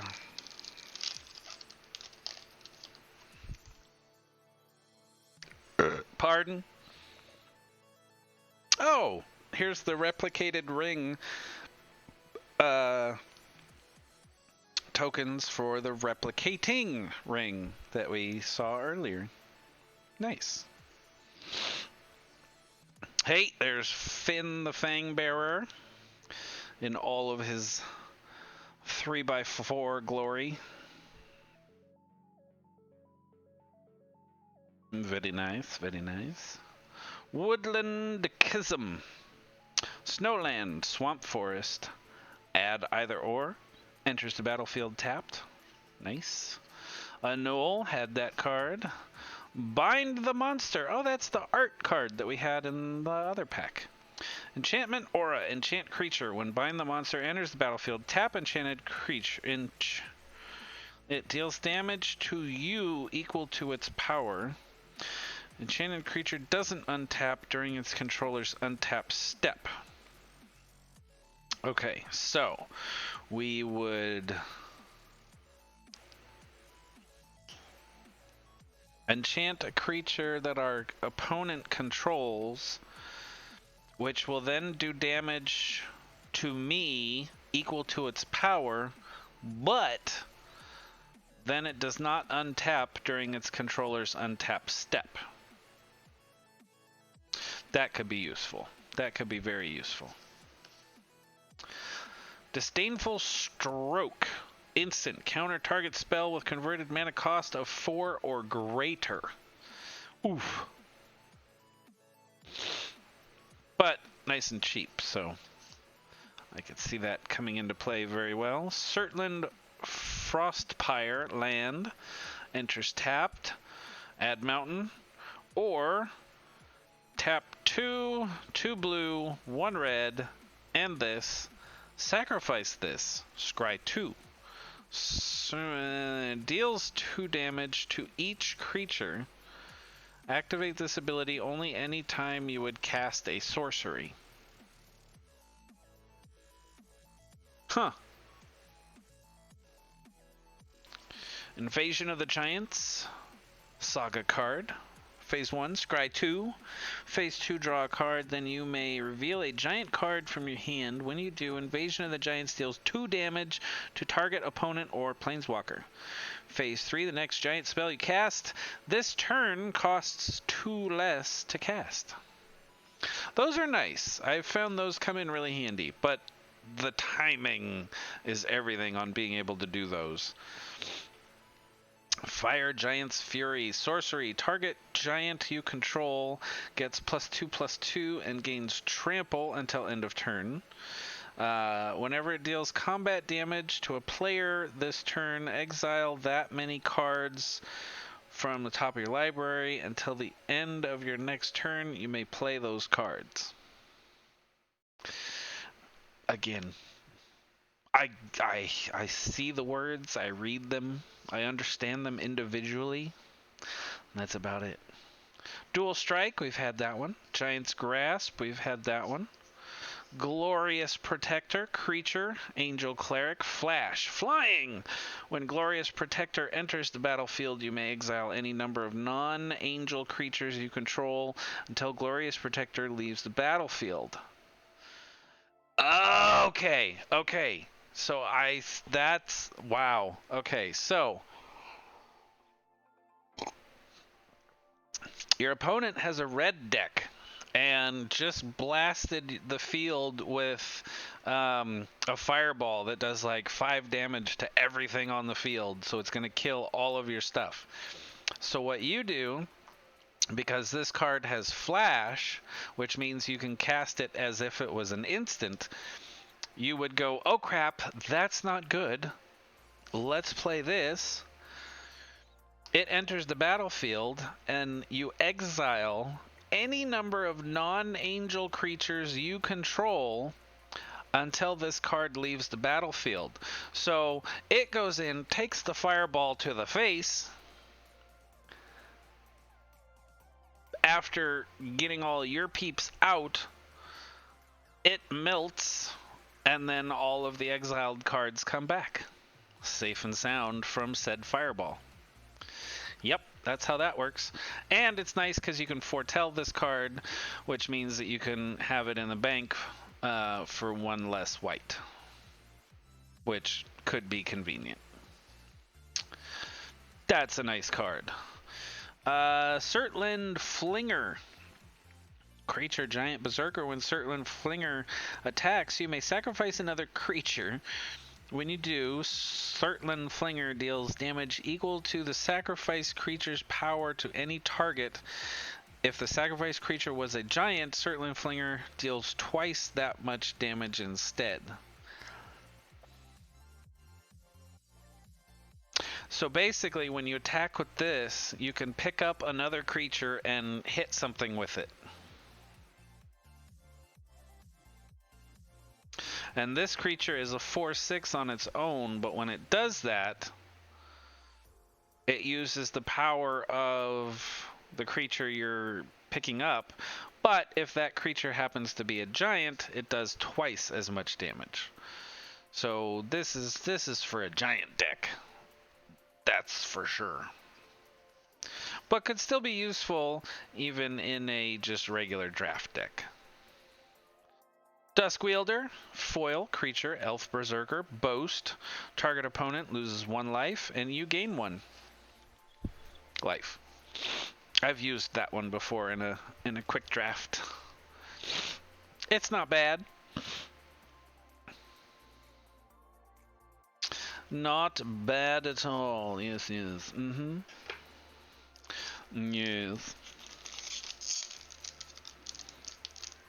Everybody seems to have a trick to opening packs. I haven't quite gotten my trick down yet. But we did get another list card, so that's good. There's the artwork. Oh, it goes that way. That you can't really see. He's like standing in a pile of treasure.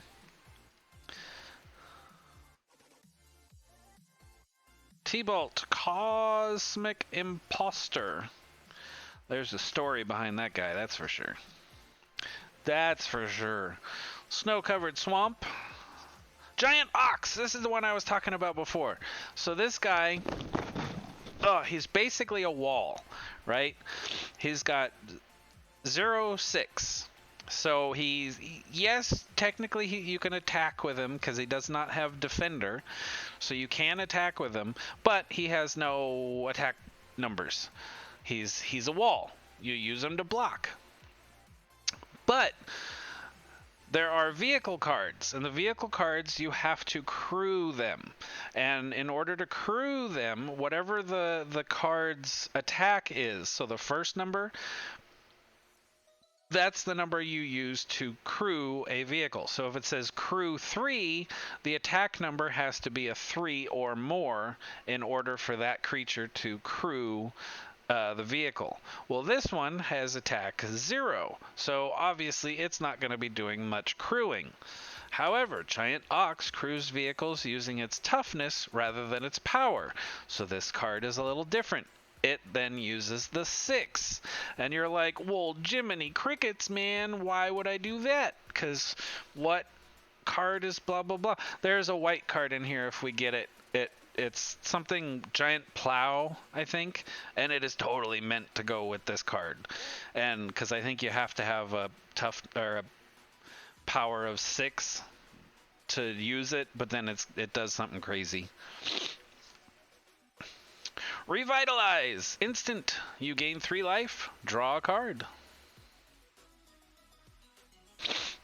Very handy. Doomscar Oracle. Creature Human Cleric. Whenever you cast your second spell each turn, you gain 2 life. Card can be foretold, which is nice. Iron Verdict. Instant. Iron Verdict deals 5 damage to target tapped creature. So it has to have blocked or attacked, basically, or some other effect. Code Spell Cleric. Creature, Human Cleric. Vigilance. Vigilance means when you attack, you don't stay tapped. So you can attack and block each turn.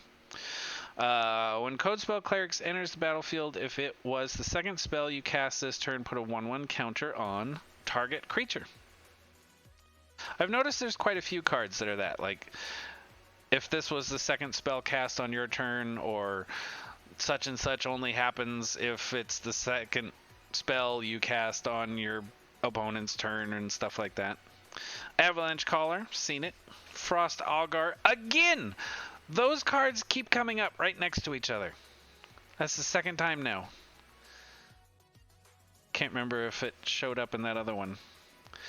Elvish War Master. I think I had this in a draft the other day. Creature, Elf Warrior. Whenever one or more other elves enters the battlefield under your control, create a 1/1 green Elf Warrior creature token. This trigger abilities only once each turn. Tap 5 and 2 green. Elves you control get +2/+2 and gain Death Touch until end of turn. Yes, this is another one of those fun. Okay, so this one, whenever one or more elves enter the battlefield, you create another elf. That's a 1/1. Great. Then on top of that, there was another card that I had that anytime an elf came onto the battlefield, it got a +1/+1 and haste. Did it have haste? I don't think it had haste, but it got a counter. And so anytime an elf came into the battlefield, this card would create a 1/1 counter that was an elf. And then my other card, anytime an elf came into the thing, it got a 1/1 counter. And then I had another card that anytime anytime an elf got a counter, something else would happen. So it was just like, yep. It was interesting. But it was one of those where you have to play at least so many turns for it to be useful. And I think most of the time when that happens, I die before things become useful. So, but it's an exciting thing to think about.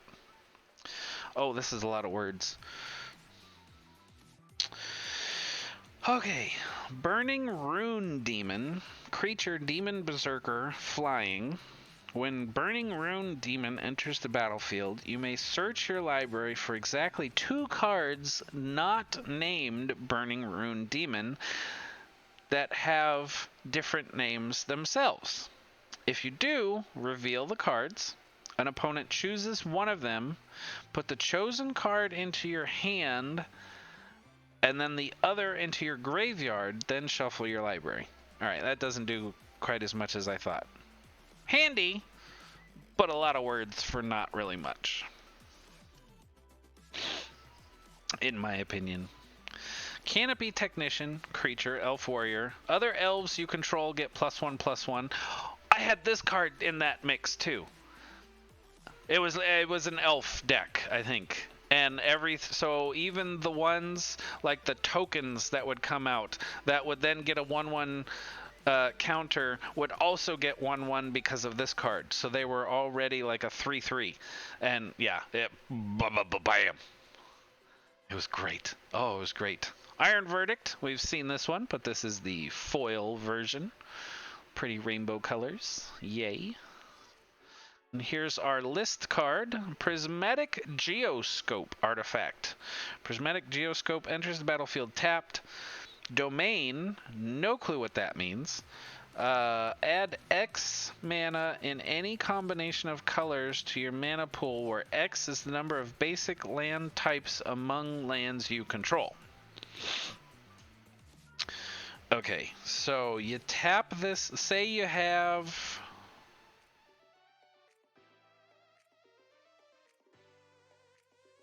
Okay, so say I'm playing a blue-green deck, and I have 2 blue lands and 1 green land, and then this is on the table and I tap it, I would then add 2 mana in any combination of colors because I had 2 basic land types, I think, being that I had blue and green, I think is how that works. Interesting. Fun little card. I like the artwork too. It's neat. Little, like, mysterious geodes and stuff. Alright, let's see if it's worth anything. Geoscope.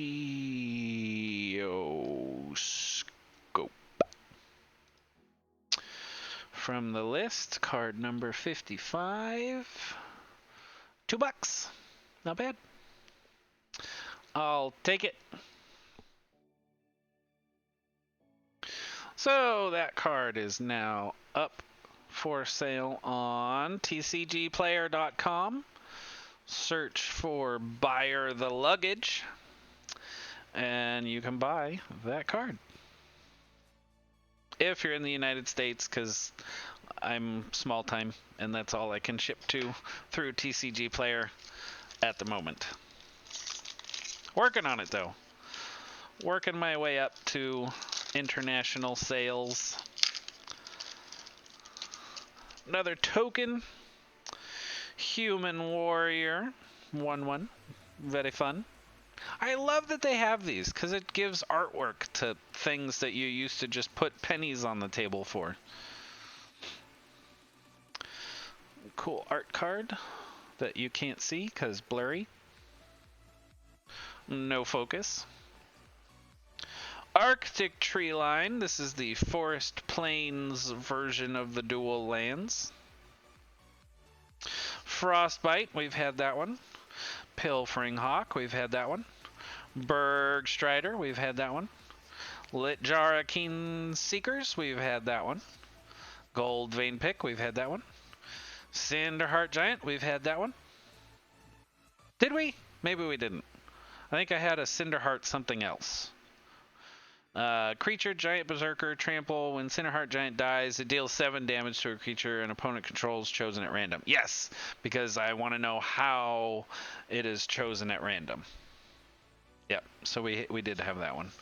Dwarven Hammer, we've had that one. Tyvar Kell, Legendary Planeswalker, Tyvar. I think Tyvar is the species in the game, I believe. The race, whatever. Elves you control. Yes, because this was another part of the elf one. Because it basically, when this guy is on the table, all elves you control are basically a green land and can be tapped as such. You do a +1 on this bad boy. You put a 1/1 counter on up to 1 target elf. Untap it. It gains Death Touch until end of turn. Why would it say on up to 1 target elf?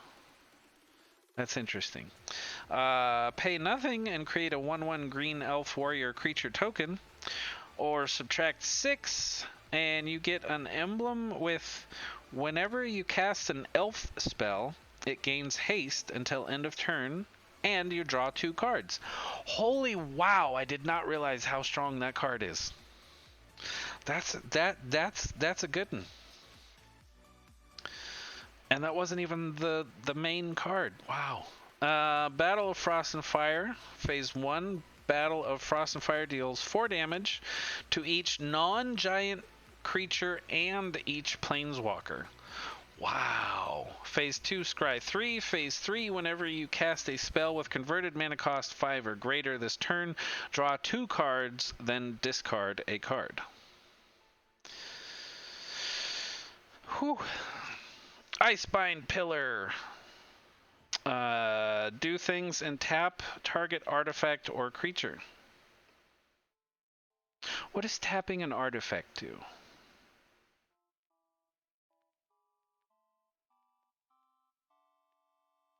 I guess you can't use it if it's tapped.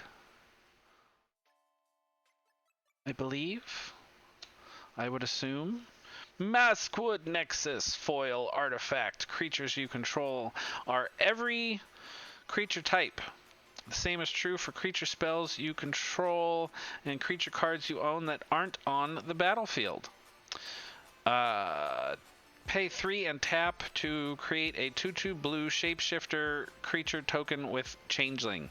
This went well with the elf deck, and I think it would really go with any deck that you're trying to do, like a giant or elf or goblin or whatever sort of thing.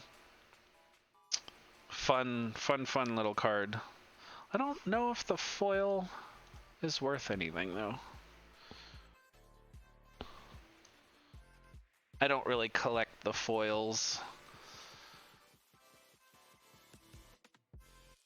Was this 240? Yep, 240. I knew I had one, but I think it's the regular. Yeah, I have the regular one. The foil, that's worth $3. We'll go ahead and add that bad boy in there.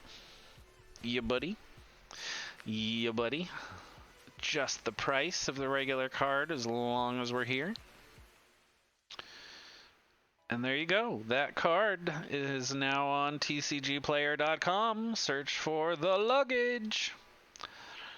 That's me. And our token.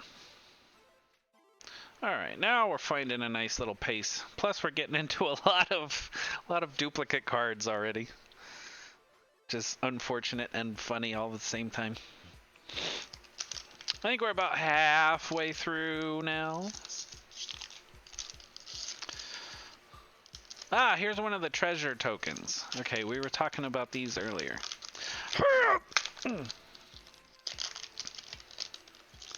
So the treasure tokens are basically free mana. Whenever you can get one of these on the table. Hang on.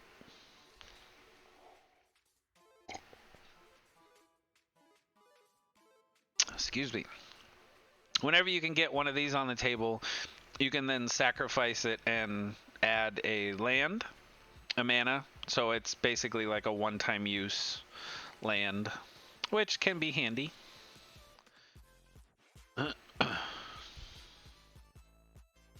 Oh, wish you guys could see these. They look so cool. We'll be fixing the camera in the future, hopefully, though. We're all hanging out tonight. That's the important part. Snowfield, Sinkhole, Snowland, Plain Swamp. It's a dually. It's a dually. Bind the Monster. We've seen that one before. Disdainful Stroke. We've seen that one. Scorn Effigy. I keep trying to use this card, and because it looks so fun. It never ends up being as useful as I think it would be. So it's 3 colorless to to get it. Scorn Effigy, Artifact Creature, Scarecrow, Foretell. So you can foretell for 2, and then actually pay just none to bring it out. So it's like a free thingy. And my thinking was this would be really handy when you have a thing that also gives creatures that you play haste. And so like I put this in my goblin deck because I have a thing whenever blah blah blah is played, you get +1/+1 and haste until end of turn. So my thinking is always, oh, this is a free cast if it's foretold, and it's a 2/3 that generally I get a buff on, and it'll have haste. But it just, for whatever reason, never, like, going through the trouble to foretell it is usually pointless. And there's other cards I'd rather have in my hand that are 3 mana, so it's like you gotta find a happy medium. And behold the multiverse. Instant scry 2, then draw 2. Can be foretold. Nice, nice, nice. Augury Raven, creature bird flying, can be foretold. 3/3 flying isn't bad. Little expensive, but that's why they offer the foretold. So, not bad. Raven form. The cheapest card I have listed on TCG Player, because it usually goes for about 26 cents. But it is a sorcery card. Exile target artifact or creature. Its controller creates a 1/1 blue bird creature token with flying. I think that's why it's a little, like, it's a weird card. It's kind of useful, but kind of not. So, it's, yeah, I don't know. It's weird. It's one of those that I think you're supposed to big brain stuff with, and it's just doesn't fit my play style. So I've never really found a use for that one. And since I already have like 4 of those listed, I don't need to list anymore. Actually, I might not actually have 4 listed. I might have 3. And it's a good idea. Oh, no, I only have 2. It's a good idea when you're selling singles to pay attention to, especially in trading card games, pay attention to how many cards identicals you can have in a deck. And with Magic, typically you can have 4 or, I mean, no more than 4 of a card. So you usually want to try and have 4 of a card for sale, because there's a good chance that if they're looking for 1, they're looking for 4. So, yeah. Always a good idea to do that if you can. If not, list what you have available. But something to keep in mind. Especially, my brother was telling me that that's especially true with like Yu-Gi-Oh and Pokemon, because some cards do things if you have so many of others or something to that effect. So yeah. Saga card. Arnie slays the troll. Phase 1, target creature you control fights up to one target creature you don't control. Phase 2, add red. Put 2 1/1 counters on up to one target creature you control. Phase 3, you gain life equal to the greatest power among creatures you control. Not bad. Rootless You, creature tree folk. When Rootless You dies, search your library for a creature card with power or toughness 6 or greater, reveal it, put it in your hand, then shuffle your library. That's pretty big. If you have a hand or a deck full of big cards. Because otherwise, yeah. Like my deck, that card would be useless. I don't have anything with power or toughness above 3. Let alone 6. Saga card, Raven's Warring.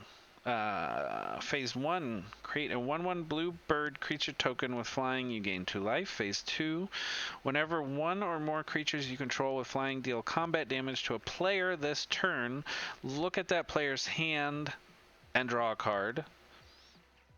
Phase 3, you may put a card you own from outside the game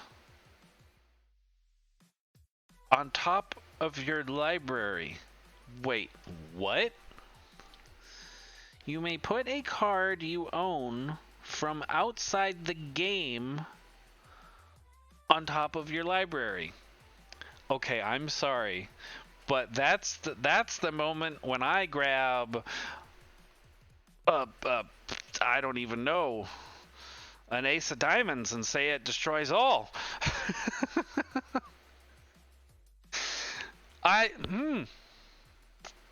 Put a card you own from outside the game on top of your library. Obviously, it wants you to grab another magic card and say, hey, this is what I'm using. And obviously, if you're playing this card, you're going to have something to do with that. But that's a weird one. That's a very weird one.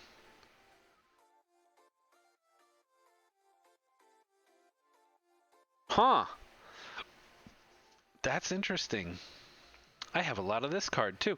Priest of the Haunted Edge, snow creature, zombie cleric. Tap, sacrifice this bad boy. Target creature gets -X/-X until end of turn, where X is the number of snow lands you control. Activate this ability only anytime you could cast a sorcery.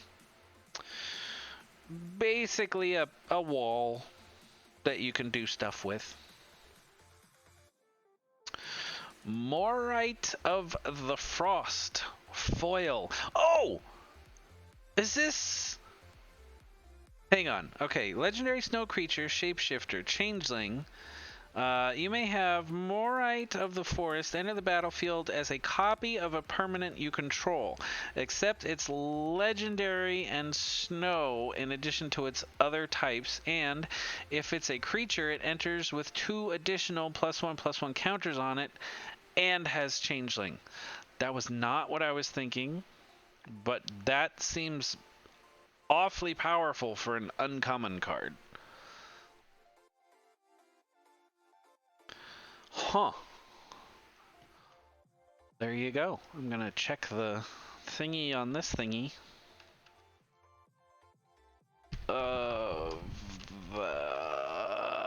Frost.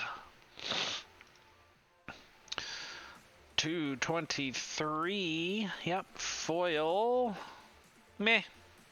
17 cents. I was hoping. Oh, excuse me. And there's our token. All right, on that note, I am going to step away for another brief minute. We are most definitely right about halfway done at the moment, and this next half should go a lot quicker because we're getting repeats and stuff. But I'm going to step away, give you guys some kitties to watch who are probably just sleeping. But I will be right back shortly.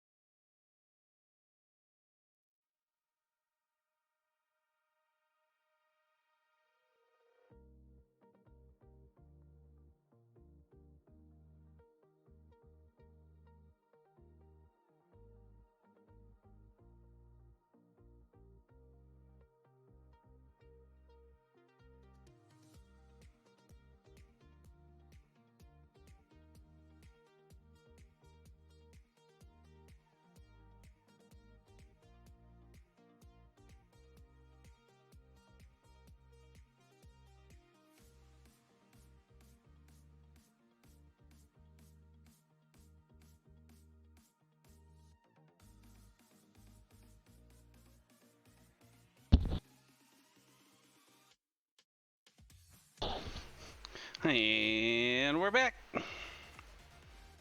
Did you miss me?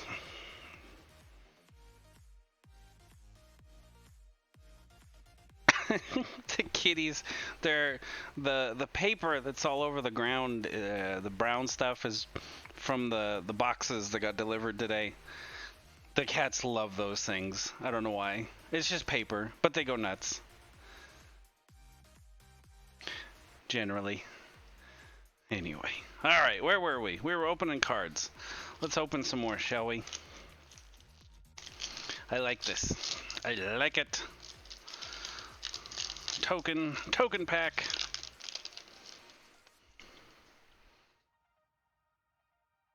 Oh, looks like Cole. I think. Is that his name? Cole?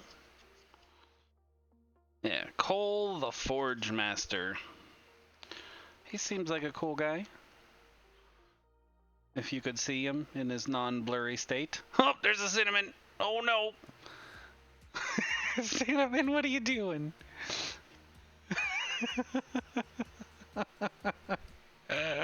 Oh, that baby's seeing. Anyway. Pretty art. Snow-covered forest. Good stuff.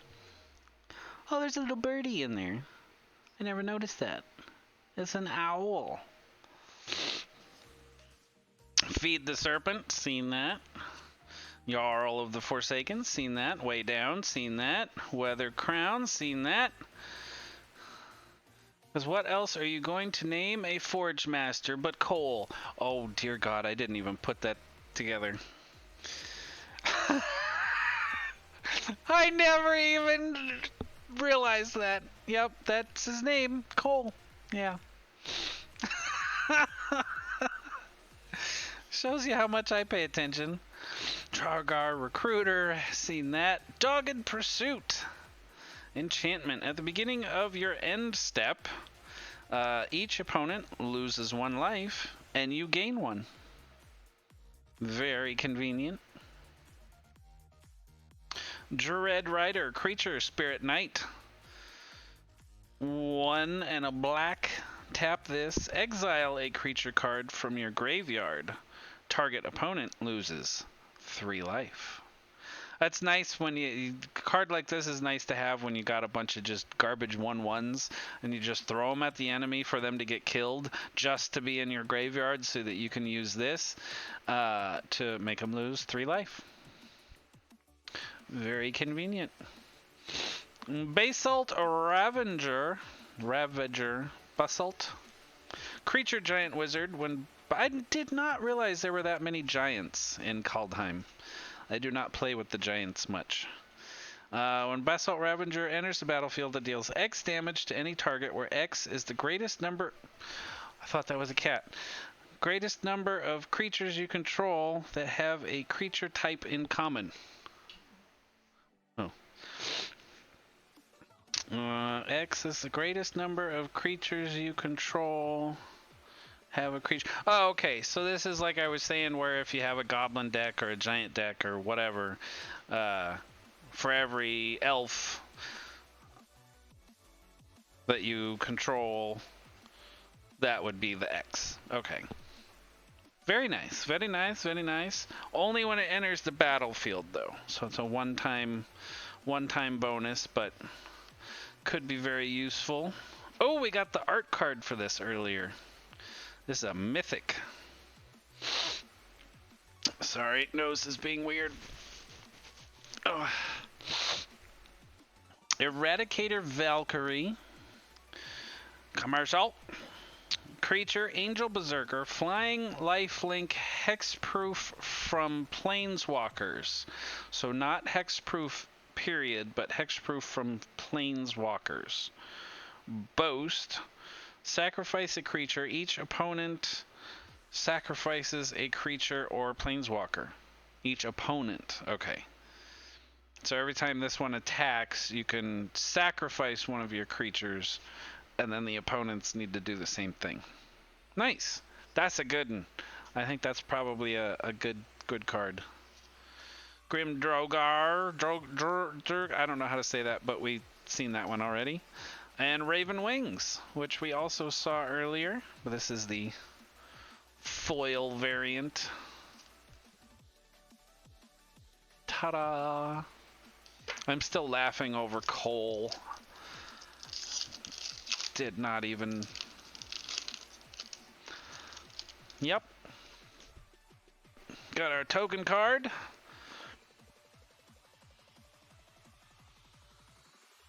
Neat. Oh, that's a cool one. Which, again, you can't see, but just imagine that it looks really cool. Has sort of a comic book art style to it. Not in the bad way, but very neat.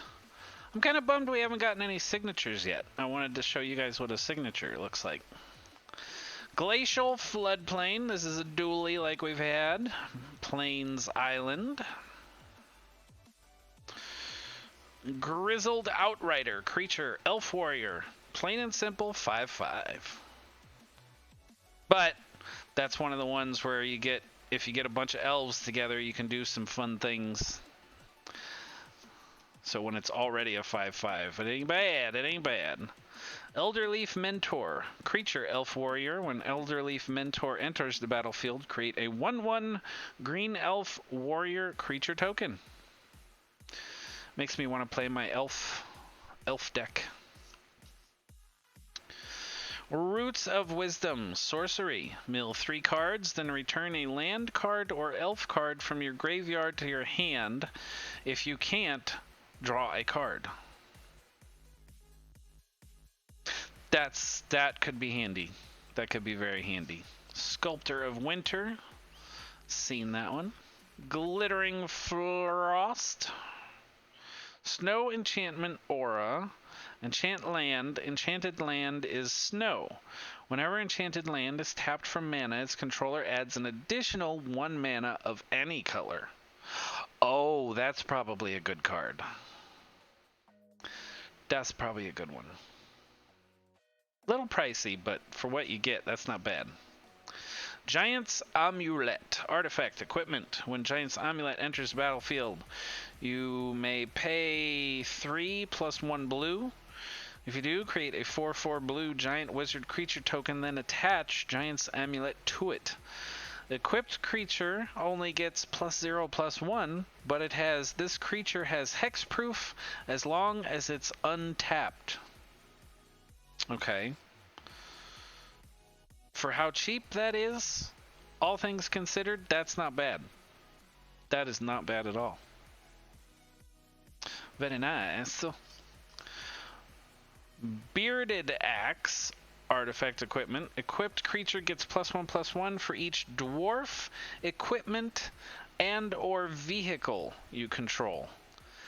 That's nice.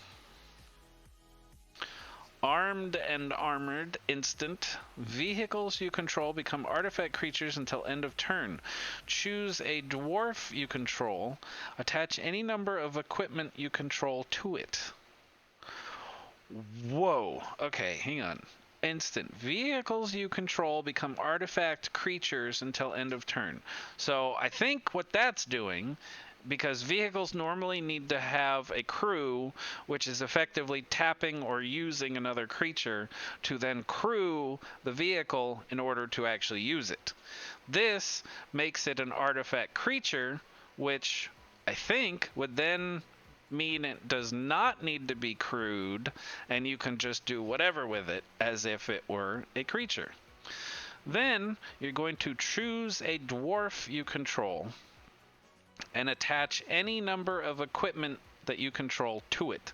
So basically, I can take all of the equipments that I have, assuming I have several, and just throw them all on one card without paying the equip cost. Because if we go back to this, equipment cards have an equip cost. So you can play an equipment onto a card, and then if you want to move it to another creature, you have to pay 2 to equip it. This lets you attach all or any of equipments to said dwarf, I'm assuming without paying the equip cost. I assume. If that's right, that's a good card. Icebreaker Kraken. Snow creature Kraken, 8/8, costs 10 and 2 blue to bring this bad boy out. But this spell costs 1 less to cast for each snow land you control. Okay. When Icebreaker Kraken enters the battlefield, artifacts and creatures target opponent controls don't untap during that player's next untap step. Because they're all in shock. Return 3 snow lands you control to their owner's hand. Return Icebreaker Kraken to its owner's hand. Wait, what?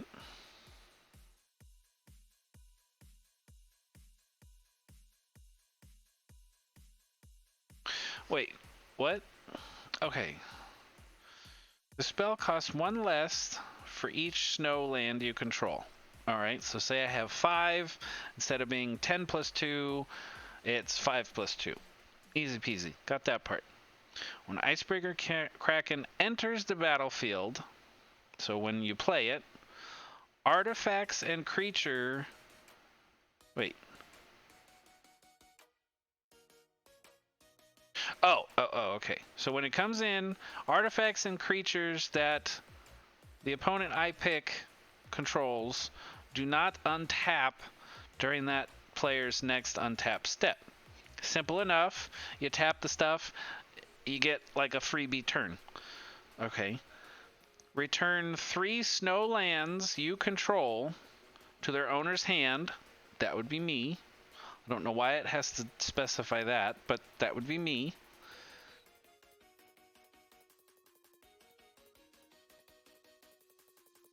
So you return the 3 lands, you return Icebreaker Kraken to its owners.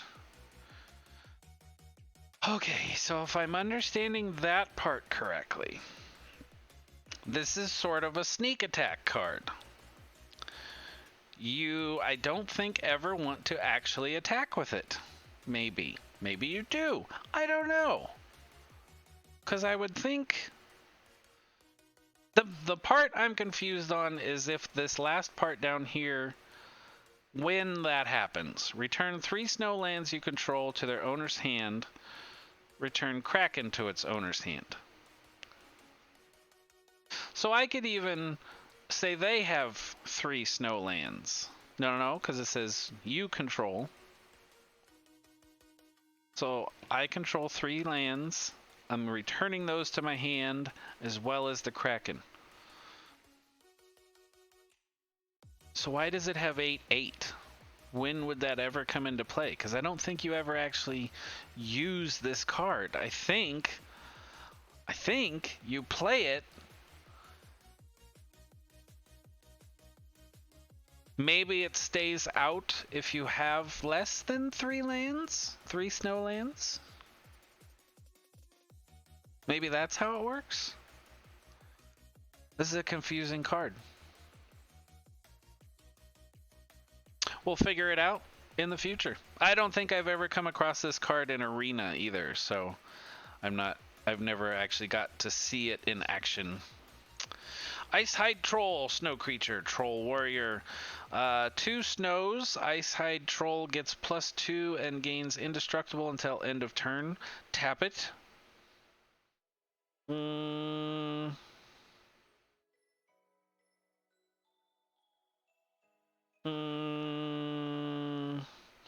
I think you'd only want to do that when you're blocking, I guess.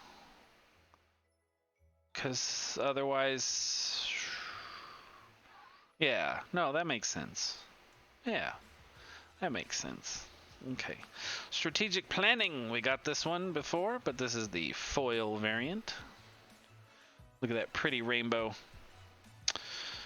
And there we go. Back to the beginning. Boppa doopa deepa doop bop boopa deep boppa doopa doopa.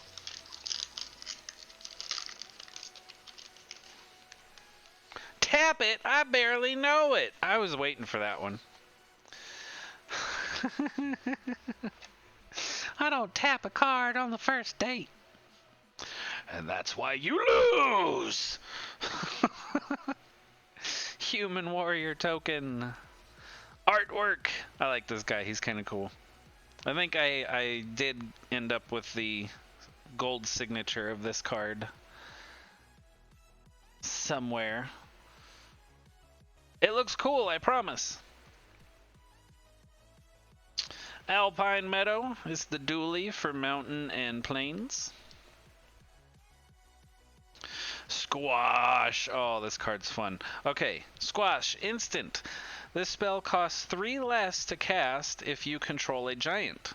Squash deals 6 damage to target creature or planeswalker.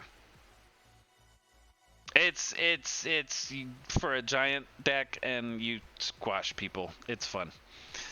It's kind of like Fireball, but more useful if you have a giant. I think just because it's cheaper. Undersea Invader. Creature. Giant Rogue. Flash. Undersea Invader enters the battlefield tapped. Makes sense. Little expensive, but it's a 5/6, so that ain't so bad. Demon Bolt. We had the foil of this earlier. 4 damage to target creature or planeswalker. Can be foretold. Useful. Basalt Ravager. Saw it. Frostpire Arcanist. Frostpire Arcanist. Creature, giant wizard. This spell costs 1 less to cast if you control a giant or a wizard. When Frostpire Arcanist enters the battlefield, search your library for an instant or sorcery card with the same name as a card in your graveyard. Reveal it, put it in your hand, then shuffle your library. Never seen that one played either, but I can see it being useful. Not bad, not bad. Glimpse the Cosmos. I think we had the foil of this. Sorcery. Look at the top 3 cards of your library, put one of them in your hand and the rest in the bottom of your library in any order. As long as you control a giant, you may cast Glimpse the Cosmos from your graveyard. No, we have not had this yet. Or at least I did not read it. Okay, so sorcery. Look at the top 3 cards of your library, put one of them into your hand and the rest on the bottom of your library in any order. I think we've had a couple cards that do that. But as long as you control a giant, you may cast Glimpse the Cosmos from your graveyard by paying 1 blue as opposed to 1 plus 1 blue.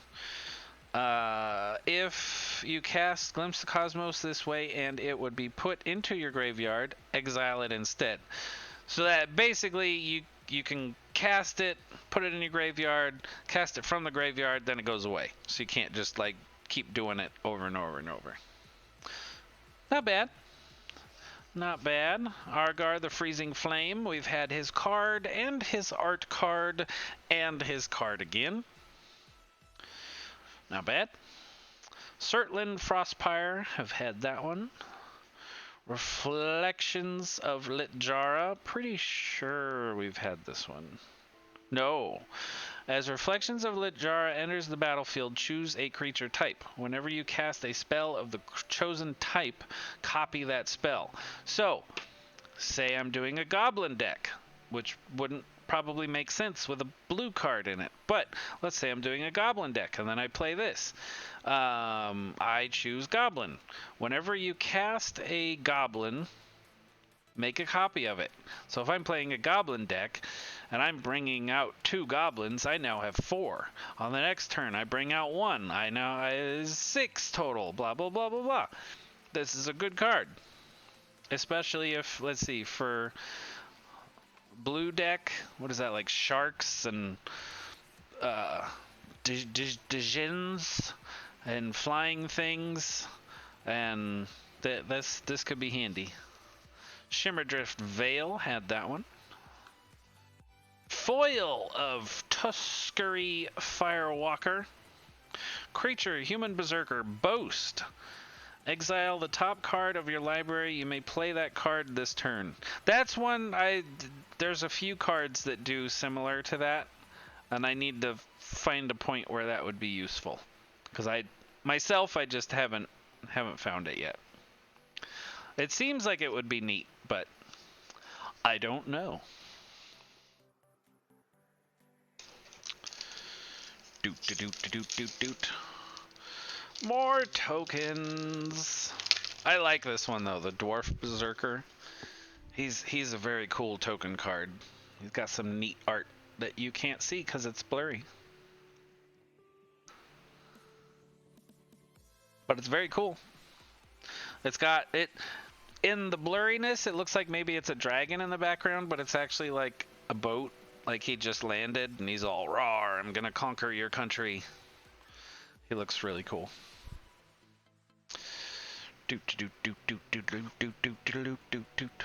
Oh, this is the ice guy that does things. I don't remember what he does, but he does things. Because he has a token, and we saw it 2 packs ago. And it does things, and I just don't remember. Foil! I think we've only gotten 2 foil lands. These go for pretty good. Excuse me. Wither Crown, got that. Draugr Recruiter, got that. Dogged Pursuit, got that. Dread Rider, got that. Priest of the Haunted Edge, this is another repeat pack, got that. And every time I say that, that's when the next card pops up, and it's something different. Village Rites, instant. As an additional cost to cast this spell, sacrifice a creature, draw 2 cards. We either actually did get that one before, or there's another one that does something very similar. I don't remember. Bretagard Stronghold. Comes in tapped, can be a green. If you do a green, 2 white, and sacrifice, put a 1/1 counter on each of up to 2 target creatures you control. They gain vigilance and lifelink until end of turn. Activate this ability only anytime you could cast a sorcery.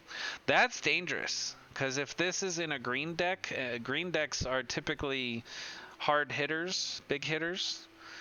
So you're putting 2 1/1 counters out there, and then they get vigilance and lifelink. In a green hand, that's big. That's big, big, big. Maja, Bretagard Protector, so they're protecting that place. See? Lore. Neat, huh? Legendary creature, human warrior. Other creatures you control get 1/1. That's interesting. There's actually not many that do that. There seems like there is, but there's not. Because a lot of them will say other trolls you control, other elves you control, other goblins you control. There's not really that many that just say other creatures. They're out there, but yeah. Whenever a land enters the battlefield under your control, create a 1/1 white human warrior creature token. Wow! Okay, so other creatures you control get 1/1. Great. Whenever a land enters the battlefield, you get a 1/1 creature. That's a creature. That's another creature that you control. Therefore, it gets 1/1. So every time you put a land, you get a 2/2, effectively. The only reason why this is slightly less useful is because of how expensive it is to bring it out. So you have to already have five lands out before you can bring this one out, at which point chances are you're not going to be bringing out too many more lands. But if you've got some combination where you I was just going to say where you use treasure tokens, but that wouldn't work because those add mana. Those don't count as a land. I could see this card being useful, but not for my decks. Egon, God of Death. Legendary creature, God, Death Touch. At the beginning of your upkeep, exile 2 cards from your graveyard. If you can't, sacrifice Egon and draw a card. Wow.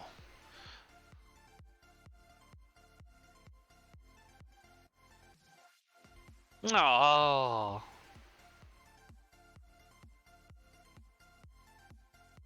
Yeah, no, yes, no, no, yes, maybe.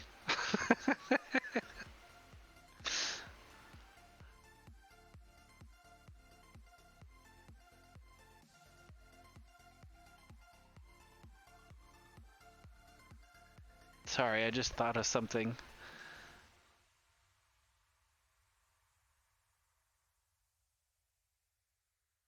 I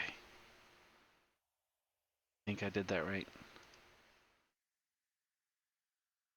I gotta double check my inventory later. I think I just dropped my camera on the floor.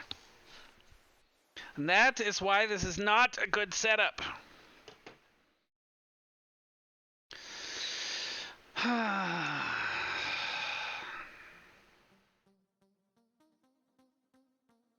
It is one of many reasons why this is not a good setup. But we are doing what we are doing because we are doing it. Okay. Can't help but wonder if that card is reference to Ghostbusters. Where's Jax when you need him? Right? Right? I mean, Egon, God of Death.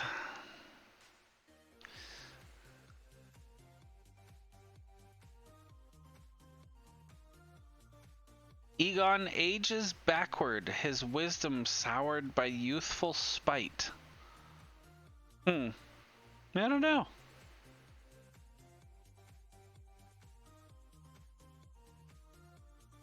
The beginning of your upcoming... Decent little card, though, that's for sure. But it has a back. Let's see what's on the back. Throne of Death. I'm like all out of focus and stuff now. Let's see. I was always out of focus. Nope, that goes up. Nope, that goes this way. Is that what we were doing? Up more? Well, it's still not in focus, but whatever. Throne of Death. Legendary artifact. At the beginning of your upkeep, mill a card. Tap 2 and a black. Exile a creature card from your graveyard. Draw a card. Basic, but I know there's some decks that comes in very, very handy. Glittering Frost, we've had that one.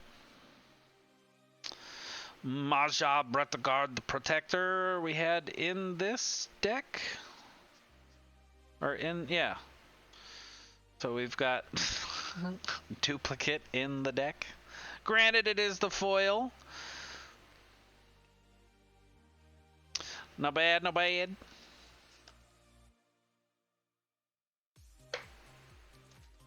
Moving on. Yay, list card!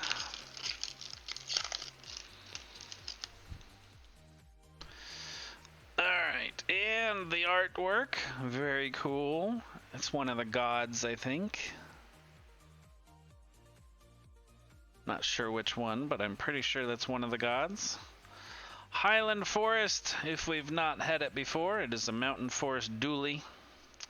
Dogged Pursuit we've had. Dread Rider we've had. Priest of the Haunted Edge we've had. Village Rites we've had. Fearless Liberator. Creature, Dwarf Berserker, Boast. 2 and a red to create a 2/1 Red Dwarf Berserker creature token. Not bad. Pretty cheap to bring them out. The Boast is a little expensive, but you're also creating basically a copy. So,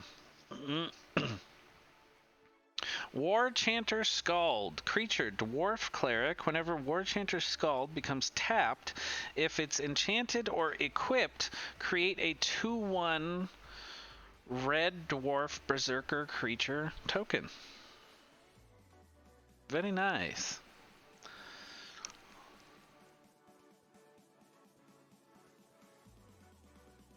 They have some interesting artwork on these. Saw it coming. I don't know that I've ever seen this one. No, I'm not being ironic. Instant. Counter target spell and can be foretold. That's nice. That's a nice. Vega the Watcher, normal card, as I know there is a showcase of this one. Legendary creature, Bird Spirit, flying. Whenever you cast a spell from anywhere other than your hand, draw a card, which is nice because like there was a black card we had earlier, or no, the blue one. You cast it, it did something, and then you could cast it again from your graveyard. So if you did that while this is out, then you'd be able to draw a card. For example, Arnie Broken Bow, Broken Brow. Oh, there's another card earlier that said something about Arnie. I don't remember which one it was though. Legendary creature, human berserker, haste. Boast 1. You may change Arnie Broken Brow's base power to 1 plus the greatest power among other creatures you control until end of turn. Okay. And being that cheap, that's not bad. That's not bad at all. So naturally it's a 3/3. But say you have, you know, a 5/4 thing. So you can basically boast to make this a 6/3 in that particular instance. Not bad at all. Not bad at all.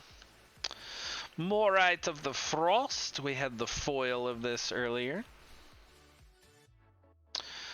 Guardian Gladewalker foil. We had this card earlier.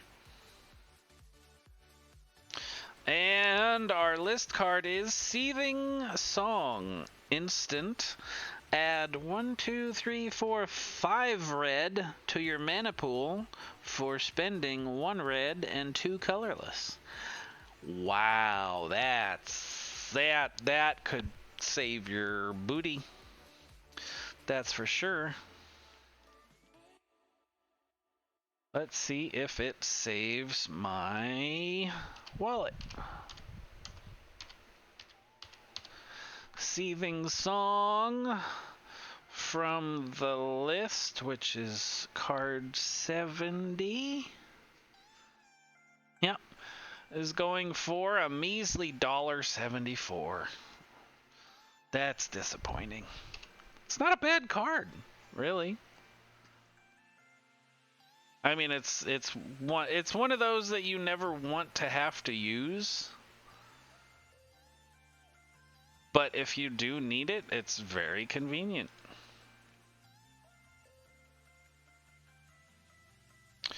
Nice.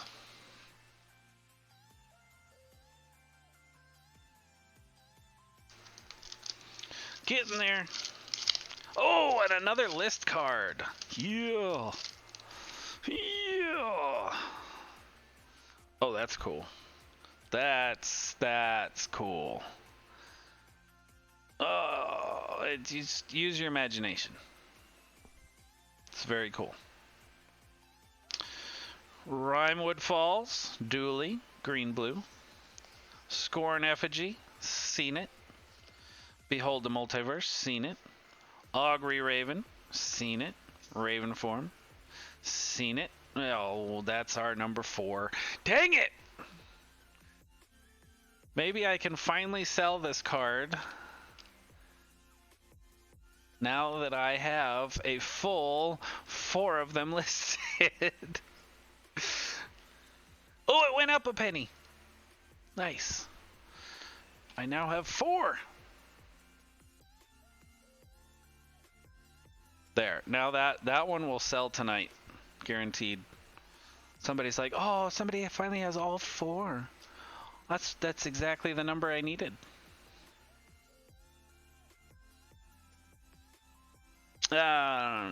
Carfell Harbinger. Creature, zombie, wizard. Tap to add blue to your mana pool. Spend this mana only to foretell a card from your hand or cast an instant or sorcery spell. That's interesting. I've never seen one with a restriction like that. That's kind of neat. Giant's Amulet, been there, done that. Bearded Axe, been there, done that. Armed and Armored, been there, done that. Yorn, God of Winter, legendary snow creature, God. Whenever Yorn attacks, untap each snow permanent you control. That's very handy. Very, very handy indeed. The backside is Cauldring the Rime Staff, legendary snow artifact. You may play target snow permanent card from your graveyard this turn. If you do, it enters the battlefield tapped. That's some big brain playing that's probably a little above my head, but I could see that being useful. Cleaving Reaper. Creature, Angel Berserker, Flying Trample, pay 3 life, return Cleaving Reaper from your graveyard to your hand. Activate this ability only if you had an Angel or Berserker enter the battlefield under your control this turn. Whoa! That's some things. That's a lot. That's a lot. That's useful, but that's a lot. Craven Hulk, foil, creature, giant coward. Oh, giant coward. It's so hard. There's impossible to tell, maybe. But this is, okay, so there's a mountain. There's the peak of it up there, right? This is the gray color is a mountain. And the red color, which is... There's the horns and the other horn behind the mountain, the 2 little yellow eyes. This little red bit over here is a hand, and this little red bit up here is a hand. And the little dude is like hiding behind a mountain. He's literally hiding behind a mountain, okay? Craven Hulk, creature, giant coward. Craven Hulk can't block alone. It is the cutest card in the whole set. I love it. He's this little coward, but he's a giant. He's a giant coward. He's a 4/4. He's a big old beast. But he can't block alone. He needs help. He needs a friend. I love that card. And our list card happens to be the Thought Vessel, which is an artifact. You have no maximum hand size. Tap to add 1 to your mana pool. That's a pretty baller card. That is a pretty baller card. But is one of those that could come back to bite you in the bottom depending on your opponent. So that's a play at your own risk kind of thing for sure. On the list, card 55. That is a $2 card. Not bad, not bad, not bad.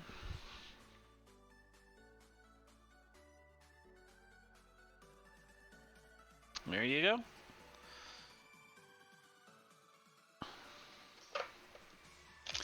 Oots, oots, oots, oots, oots, oots, oots. Oots, oots, oots, oots. Oots, oots. Another list card. Holy smokes! Oh, and an autograph. Nice. You guys can barely see it, but that gold bit of reflecty stuff at the bottom means this is an autograph card. Excuse me, that was obnoxious. So the autograph, it's a slightly rarer version of the same art card. Actually, we saw one of these earlier. But since it has the autograph of the artist, it's a little more special. So I'm going to go ahead and look this one up because it might be worth something. Oh, where's my keyboard? Soros Pack Mate. Art card gold stamped. $1.45. Not bad, not bad. They're really cool art. I've said it before, but I really like the fact that they've included these in the set. It's a nice addition. I think it's very cool. Excuse me, got a cough. Hang on. Oh dear, I can't get to my mic.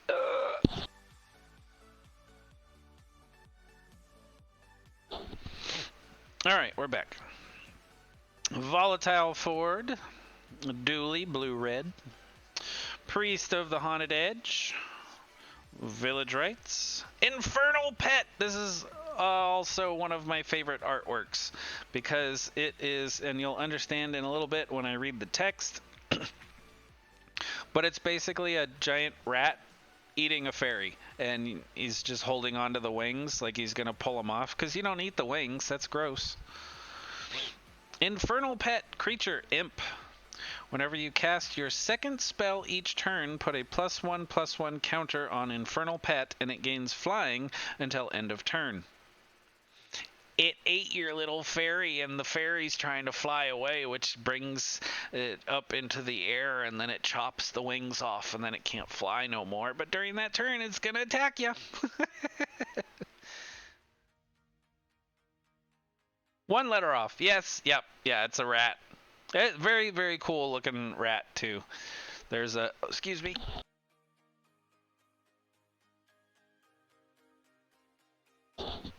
Excuse me. There's a art card for this one also.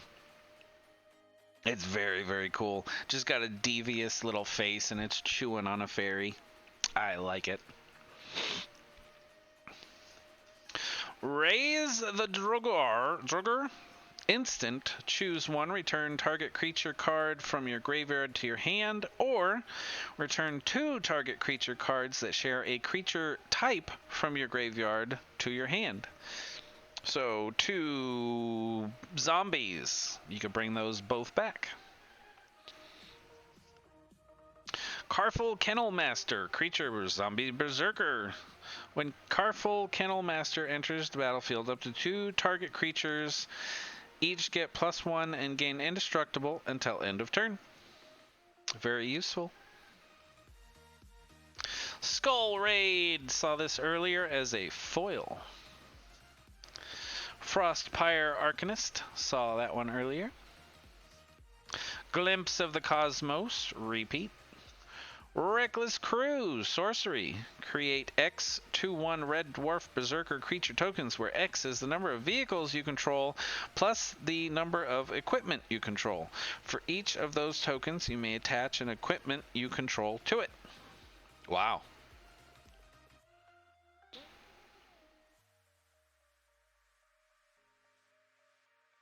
That's a pretty good little card. Narfi! The Betrayer King, legendary snow creature, zombie wizard. Other snow and zombie creatures you control get +1/+1. See, this is what I was talking about earlier, where that one card, in a very odd sort of style, said other creatures you control get +1/+1. This one, it's snow and zombie creatures you get +1/+1. That's it. But of course, you build your deck around that and act accordingly. I guess like the biggest difference would be in a draft, because you only get to build your deck based on what you pull. So of course, having one where it says other creatures you control get pluses is better than this one that is very specific, and if you don't get any of those specific things, then it's useless. 3 snow, return Narfi from your graveyard to the battlefield tapped. Very powerful. I've noticed though that a lot of those, this one, because it has the thing beforehand probably, some of them though will say return to the battlefield or return to your hand, and then if you do that you get a +1. But I think those cards, now that I say that out loud, were from a different set. I don't think that was Kaldheim stuff, but I don't remember what set it was from. Anyway, open the Omen Paths. Foil, instant, choose 1. Add 2 mana of any one color and 2 mana of any other color. Spend this mana only to cast creature or enchantment spells. Pretty decent. Or creatures you control get +1 until end of turn. That is a pretty big variation. Not bad. And the list card. Oh, I've never seen one like that. Where it's like a scroll thing. I think this was a special kind of card in some set. I don't know what, but iterative analysis, conspiracy, hidden agenda. Yeah, start the game with this conspiracy face down in the command zone and secretly name a card. You may turn this conspiracy face up any time and reveal the chosen name. Whenever you cast an instant or sorcery spell with the chosen name, you may draw a card. Oh, that's not as exciting as I thought it was. Still very useful, but not nearly as exciting as I had hoped.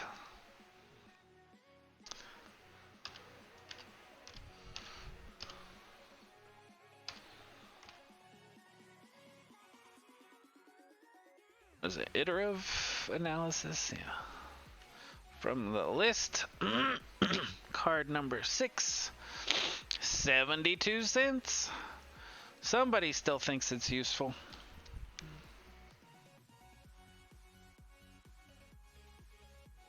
Buddha, Buddha, Buddha, Buddha. That bad boy over there. And that brings us back to, wait.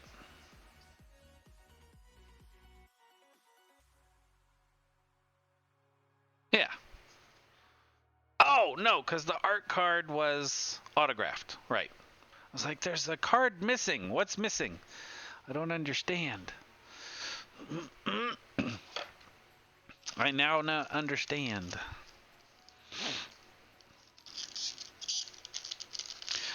Do. Now we're back to getting tokens again.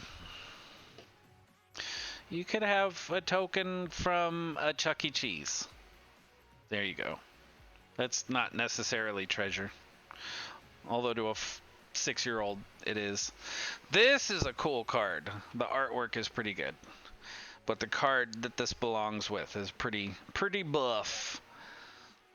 Something happens and you get a dragon with flying. And haste, I think. Sulphurous Mire, Black-Red Dooley. God's Hall Guardian, creature, cat. Vigilance, can be foretold, 3/6. Very, very expensive, but of course that's why you would foretell. But a 3/6 with Vigilance is not a bad thing to have, especially if you have something that can buff it even more. In my opinion. I'm talking like I know anything about the game, and I really don't, so please understand these are my opinions. Wings of the Cosmos. Instant. Target creature gets +1/+3 and gains flying until end of turn. Untap it. Not bad, especially for just 1 white. That's not bad at all. Not bad. Snakeskin Veil, instant. Put a 1/1 counter on target creature you control. It gains hexproof until end of turn. Another very simple and very useful card. Ravenous Lindworm. Creature worm. When Ravenous Lindworm enters the battlefield, you gain 4 life. Very handy. Very expensive. But it's also a 6/6. And a not very common creature type. Probably doesn't get targeted by many things, which is either good or bad. Not bad, not bad, not bad, not bad. Arachnoform, enchantment aura, enchant creature. Enchanted creature gets +2/+2, has reach, and is every creature type. I think I tried incorporating this card with my elf deck, and for some reason it just didn't fit right, even though it does the every creature type thing.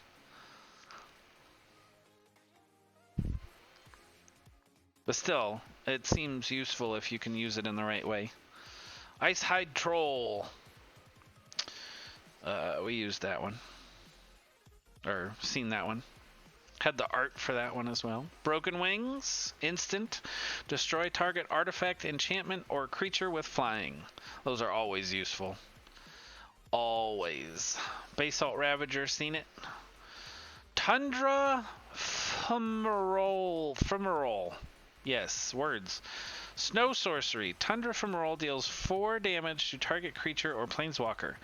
Add colorless mana for each snow mana spent to cast this spell. Until end of turn, you don't lose this mana as steps and phases end.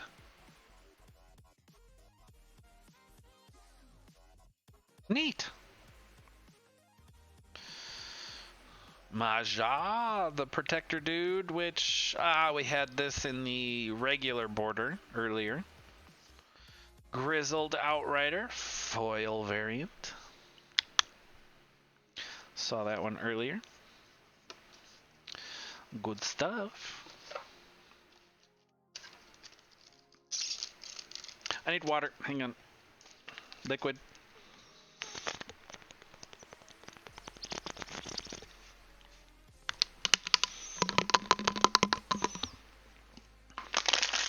And then I think I'm going to have to step away again after this.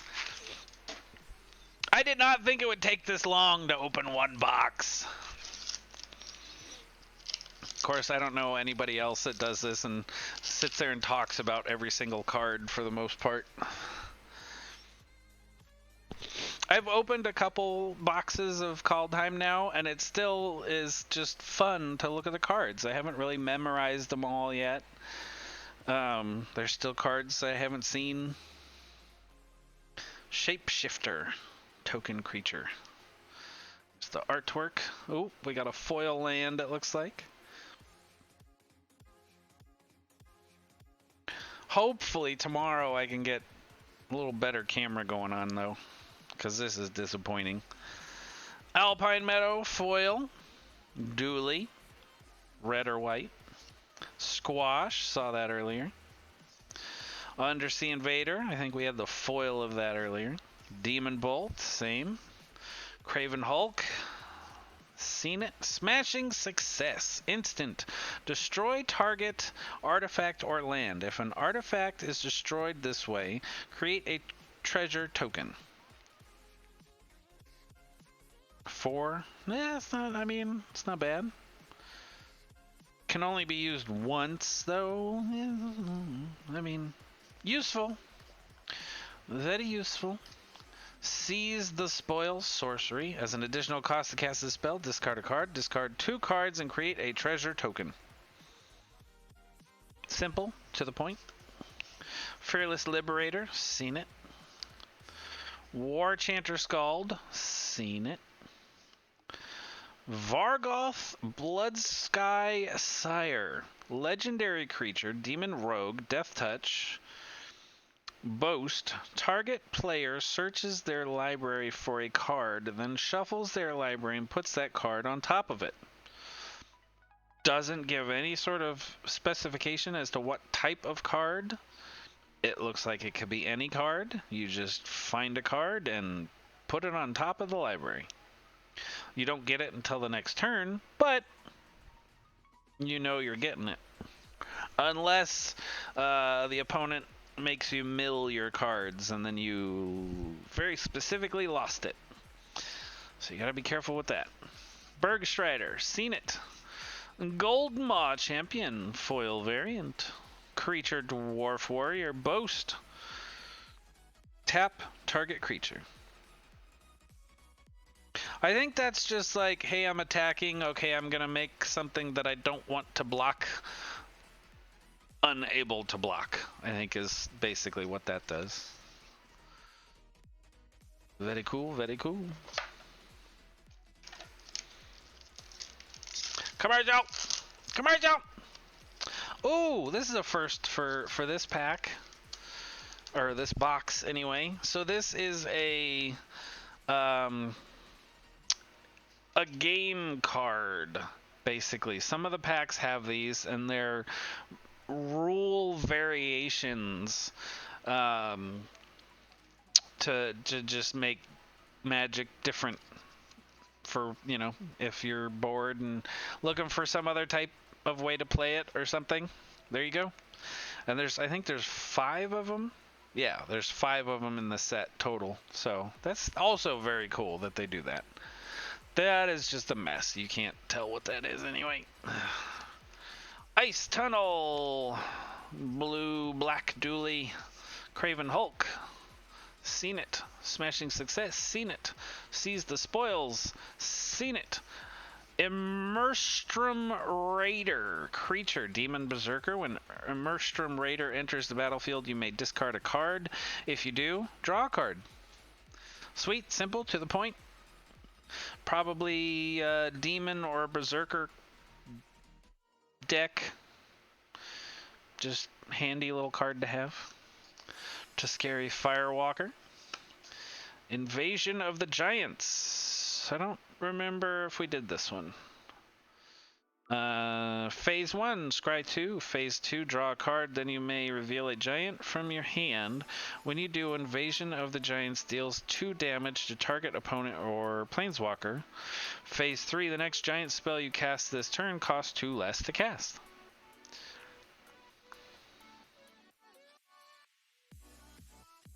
Okay, yeah, that I could, yep, Fire Giant's Fury. Sorcery. Target giant you control gets +2/+2 and gains trample until end of turn. Whenever it deals combat damage to a player this turn, exile that many cards from the top of your library. Until the end of your next turn, you may play those cards. I need to figure out how that mechanic works. Like, it sounds very simple, and maybe it is. But I'd like to see it in action and understand a little bit better how that works. The whole exiling cards but playing them on that turn thing. Like, I don't get physically how that works with the cards on the table. I are confused. Dual Strike. Seen it. Faceless Haven. Did we get this one? No. Snowland. Tap to add colorless. You can use 3 snow.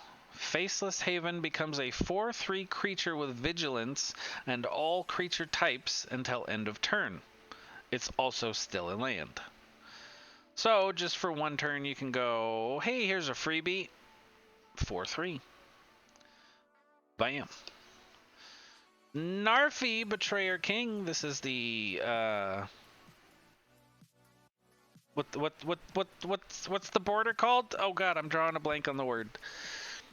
Source book? Showcase. I knew it was an S. We saw the regular variant. This is the showcase variant. Neat little card. And this is the foil of that one. In the same deck. But that's alright. Foils are fun. They're just pretty little cards. I like it. I think this needs to back up just ever so much. I'll get this organized. This was the trial run, really. Token card. Token.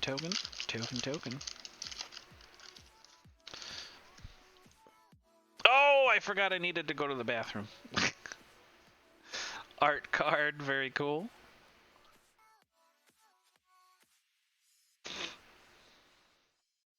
A snow-covered forest. Haven't seen one of those in a while. Actually been getting a lot of the dually lands. Carfell Harbinger. Depart the realm. Instant. Return target non-land permanent to its owner's hand. Return target non-land permanent, so a creature or something, to its owner's hand. Simple, to the point. Can be foretold. Not really sure why you'd want to do that, other than to just, I don't know, for reasons. Mistwalker, creature shapeshifter, changeling. This card is every creature type, flying. 1 and a blue, Mistwalker gets +1/-1 until end of turn.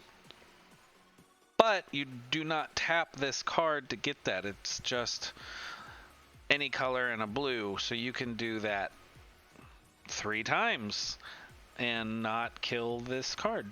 And it has flying. That's pretty useful. Shimmerdrift Veil. Yeah, we did have that one earlier. Frost Peak Yeti, snow creature Yeti. 1 and a snow. Frost Peak Yeti can't be blocked this turn. Very nice. Svella. That's the one that I was saying we had the art for. Yeah. Cool card. Replicating Ring. Avalanche Caller. Dream Devourer. Creature Demon Cleric. Each non-land card in your hand without Foretell has Foretell. Its Foretell cost is equal to its mana cost reduced by 2. Whenever you foretell a card, Dream Devourer gets +2 until end of turn. Okay, that's why that one's useful. I get it. I don't think I ever read the rest of that card.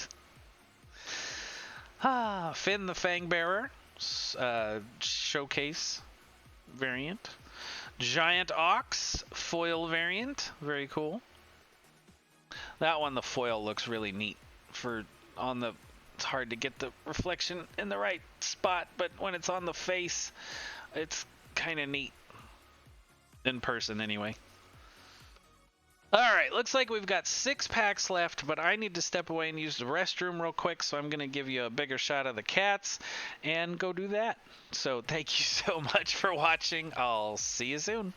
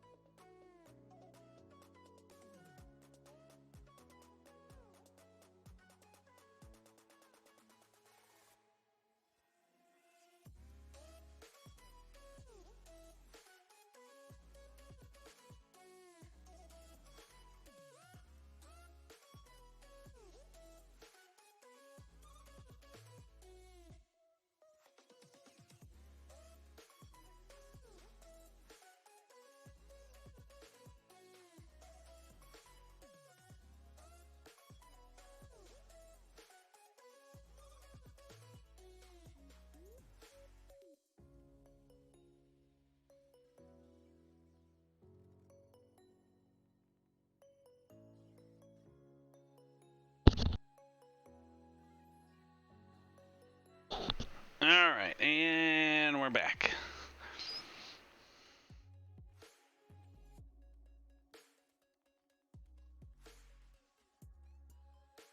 Oh, yep, camera's working. None of the cats were moving, so I couldn't tell if my camera froze or not. That's funny. All right. Oh, excuse me. Just about done. Ugh. I hope everybody's having a good night. I'm having fun.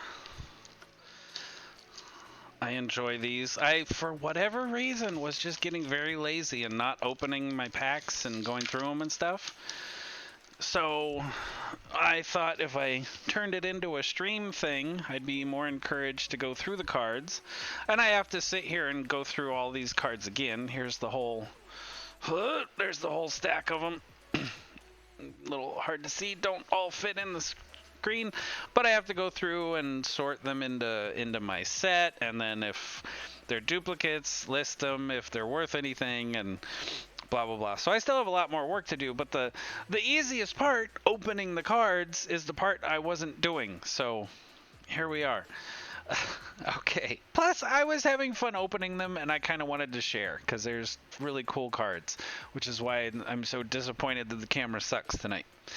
Anyway, this is a Coma's Coil, which is from that one cool serpent card that we got earlier.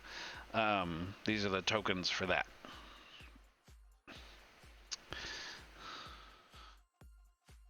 I thought this was like cavemen at first.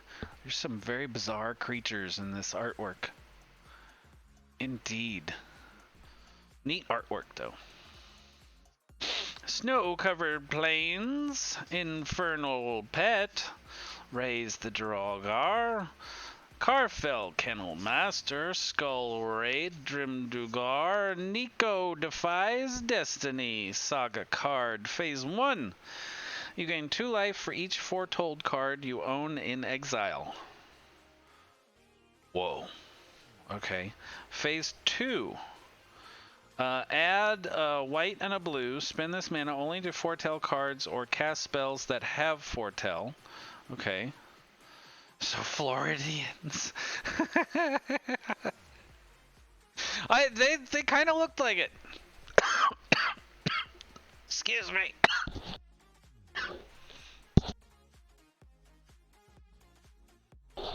There's karma for you. Anyway, add white and blue. Spend this mana only to foretell stuff. Okay, phase 3. Return target card with foretell from your graveyard to your hand. That is a very good card. If you're doing foretell stuff and you do not have that in your deck, you're doing it wrong. Definitely. Gates of Istfell. Land. Enters tapped. Add white. 1 white and 2 blue to sacrifice and then gain 2 life and draw 2 cards. Considering that comes in as a land, that's not bad. That is not bad at all. Kaya's Onslaught. Instant. Target creature gets +1/+1 and gains double strike until end of turn. Very nice. Now, double strike is an interesting beast. Yes, it double strikes, so you're attacking twice. But what it doesn't tell you, and I have yet to actually confirm, is that I think the first strike happens during first strike.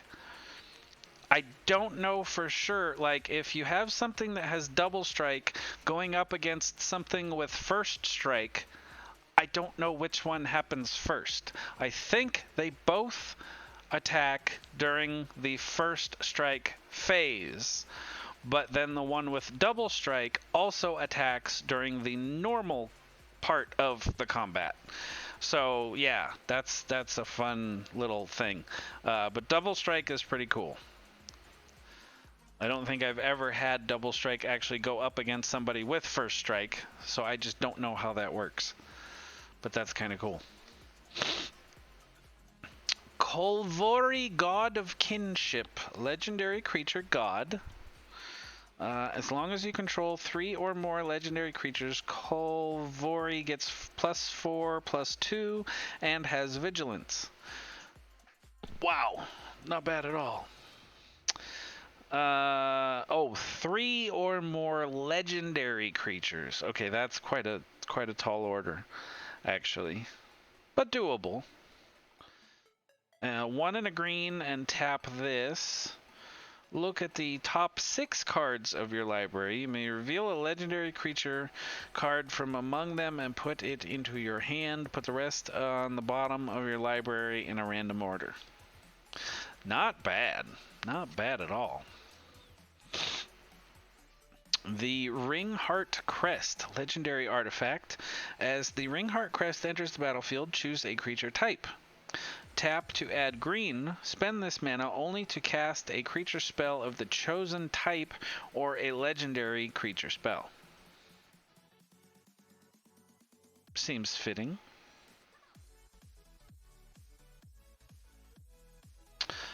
Spirit of the Aldergod. Snow creature, bear spirit. When Spirit of the Aldergard enters the battlefield, search your library for a snow land card. Reveal it, put it into your hand, then shuffle your library. Spirit of the Aldergard gets +1 for each other snow permanent you control. That's nice. Yeah, if you're doing the snow thing, that's nice. Definitely. Icebind Pillar, foil variant.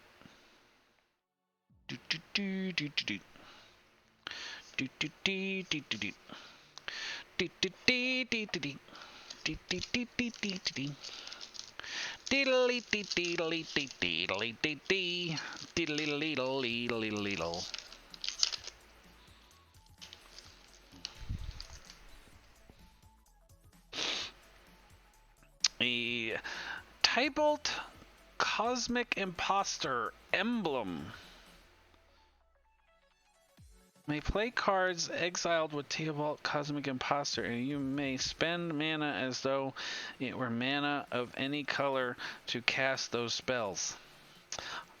Sure. Yep, that does stuff.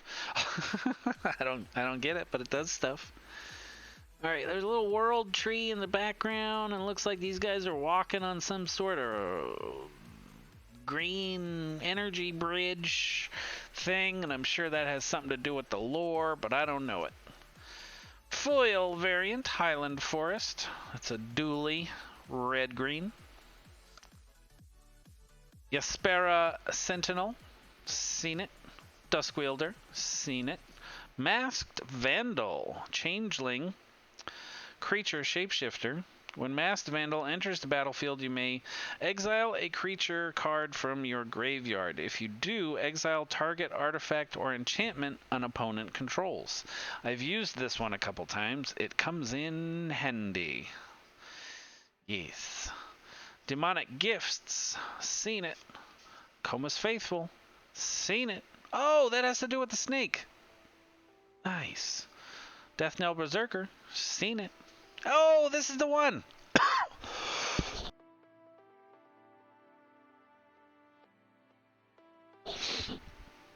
Sorry, my throat's starting to give out. So there was a card we had earlier that was something ox, right? And it was a 0/6, but it said that for vehicles you could use its defense instead of its power. So then you plop down Colossal Plow, which is an artifact vehicle with a crew of 6, because it's a 6/3 thingy thing.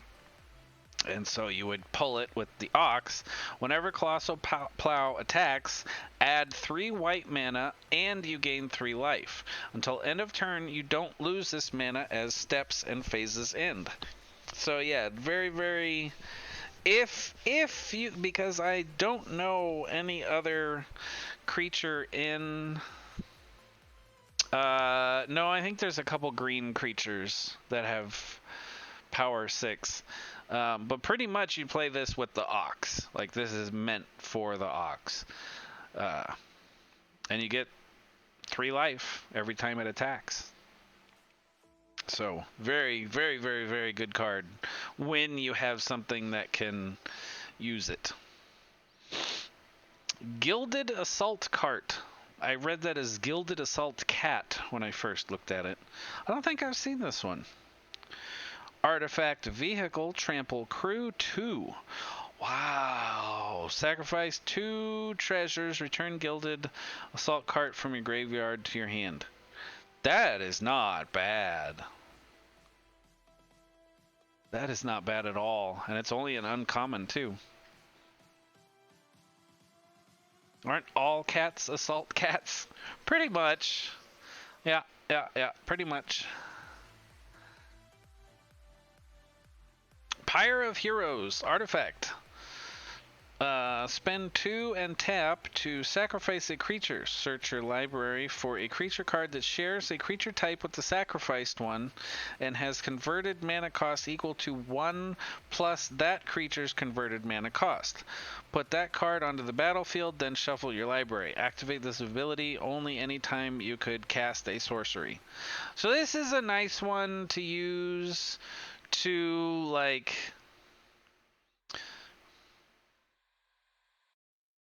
upgrade, like get some quick 1/1s, 2/2s down, and then sacrifice to do, you know, whatever they need to do, because whatever, and then sacrifice them, and then you can kind of upgrade.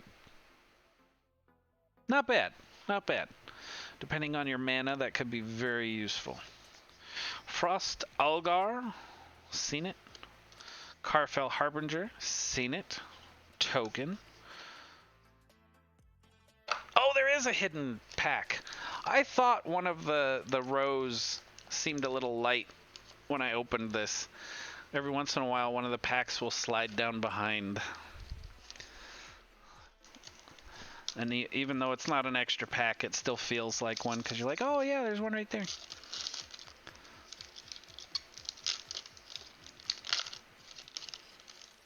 Tyvar Kill.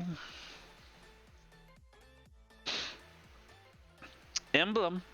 Whenever you cast an elf spell, it gains haste until end of turn, and you draw 2 cards.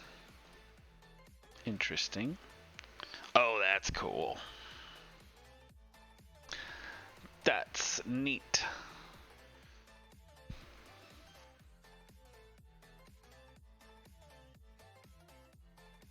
Snow-covered swamp. Infernal Pet. Raise the Drugar. Carfell Kennel Master. Skull Raid. Grim Drugar. Drugar Thought Thief. Run Ashore. We got that one, but that was a while ago. But we did get that one. Crush the Weak. Here we go. Sorcery. Crush the Weak deals 2 damage to each creature. If a creature dealt damage this way would die this turn, exile it instead. Can be foretold. Useful. That's useful. It'd be nice if it was an instant, but that would be maybe too powerful. So a sorcery ain't bad, that's for sure. Waking the Trolls Saga. Phase 1. Destroy target land. Phase 2. Put target land card from a graveyard onto the battlefield under your control. From a graveyard. So, can I... hang on, coffee.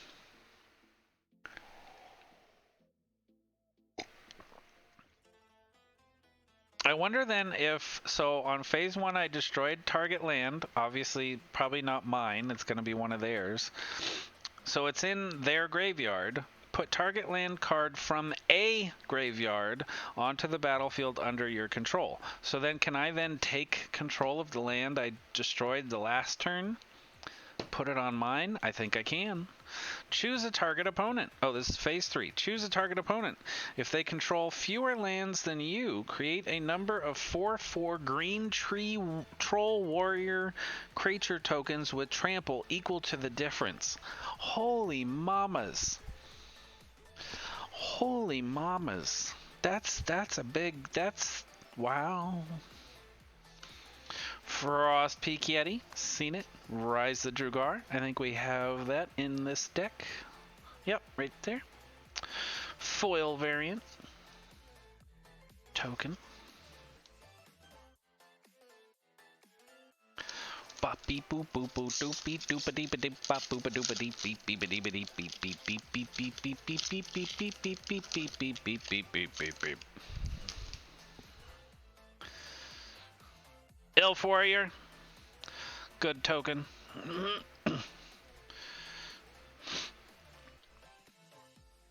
Cool blurry art. Snow-covered swamp. Depart the realm.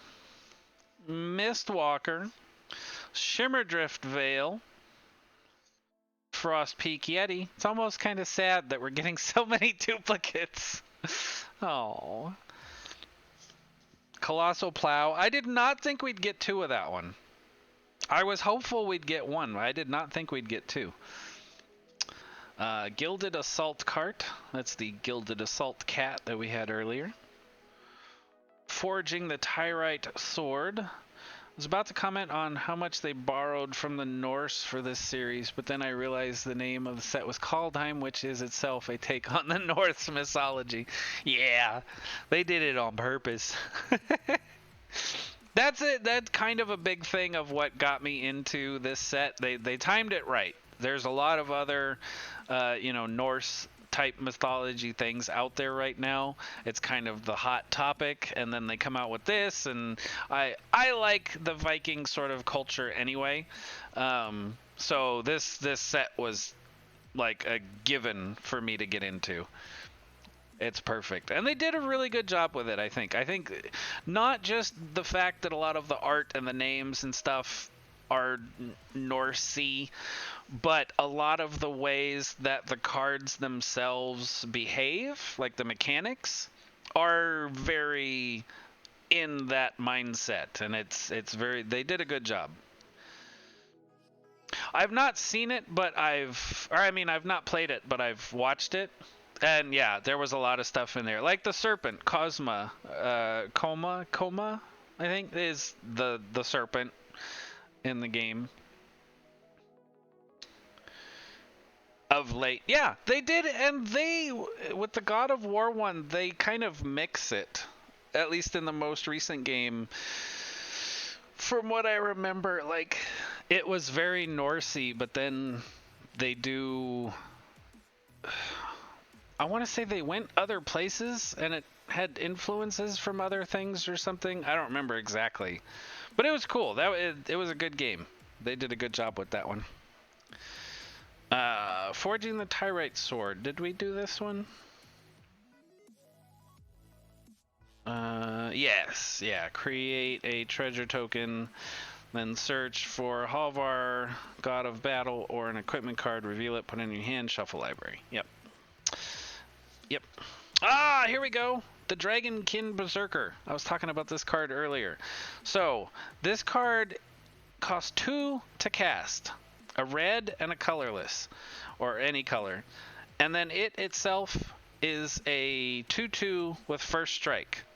Creature, human berserker. Pretty plain, pretty simple, nothing too crazy. But boast abilities you activate cost 1 less to activate for each dragon you control. Good thing to keep in mind, this is not a dragon, it is a human berserker.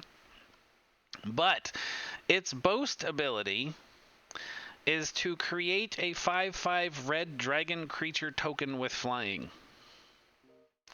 So every time this guy attacks, as long as you have, keeping in mind that boast abilities you activate cost 1 less to activate for each dragon you control, so every time you attack, you create a dragon, and it costs 1 less to create a dragon every time you do it. You could very quickly end up with 2 or 3 5/5 red dragon creature tokens with flying. It's crazy. Especially because it does not take much to get this card out. And you can already have other dragons and other cards with boast abilities, therefore making their boast abilities cheaper. And if you already have dragons from some other card, even doing the boast the first time is cheaper because you already have a dragon on the field. Oh, this card is so fun. So fun. Righteous Valkyrie. Creature. Angel Cleric. Can't remember if we had this one or not. I think we had the art, maybe. Whenever another angel or cleric enters the battlefield under your control, you gain life equal to that creature's toughness. As long as you have at least 7 life more than your starting life total, so 27 or more, creatures you control get +2/+2. I've seen this card played a few times, but I've never actually seen anybody get the full-on 27 life to get the bonus. But it's a fun card to think about. That's for sure. Vega the Watcher. We had the normal variant of this earlier. Whenever you cast a spell from anywhere other than your hand, draw a card. Very useful. Skimfar Elderhall, which is the art that we got from the last pack. This is the foil variant. This is a land card. Comes in tapped. Used to get a green or spend 2 black, 1 green, and tap this. Sacrifice this. Up to 1 target creature you don't control gets -2/-2 until end of turn. Create 2 1/1 green elf warrior creature tokens. Activate this ability anytime you would do a sorcery. This one was fun. I think I have this in my elf deck also. I don't think I get to use it much because it's pretty expensive to get to the sacrifice part. And yeah, but it's a very fun card. Very, very fun. Not as fun as that Dragonkin card, but still very fun. A list card! Yay!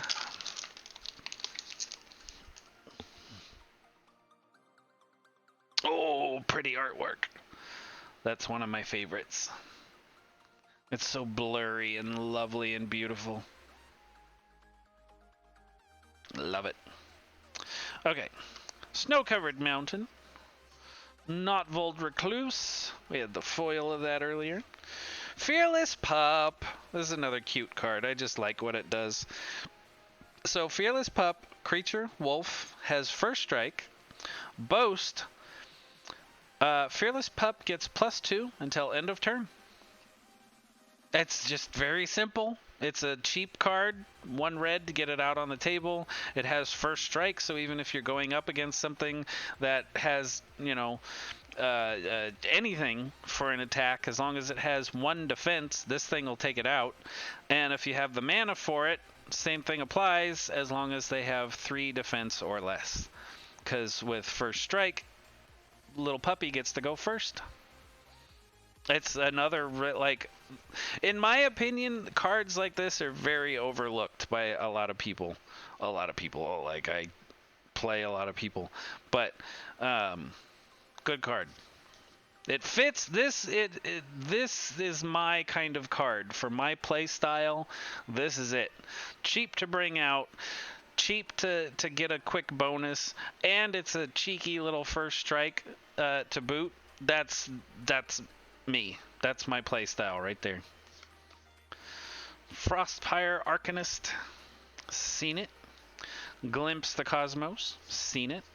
Aragar, the Freezing Flame, seen it. Surtland Frostfire, seen it. Invasion of the Giants, seen it. I think. Yes. Yes, seen it. Fire Giant's Fury, seen it. Rise of the Dread Marn. I don't think I've ever seen this ever. Instant, create X 2/2 black zombie berserker creature tokens, where X is the number of non-token creatures that died this turn.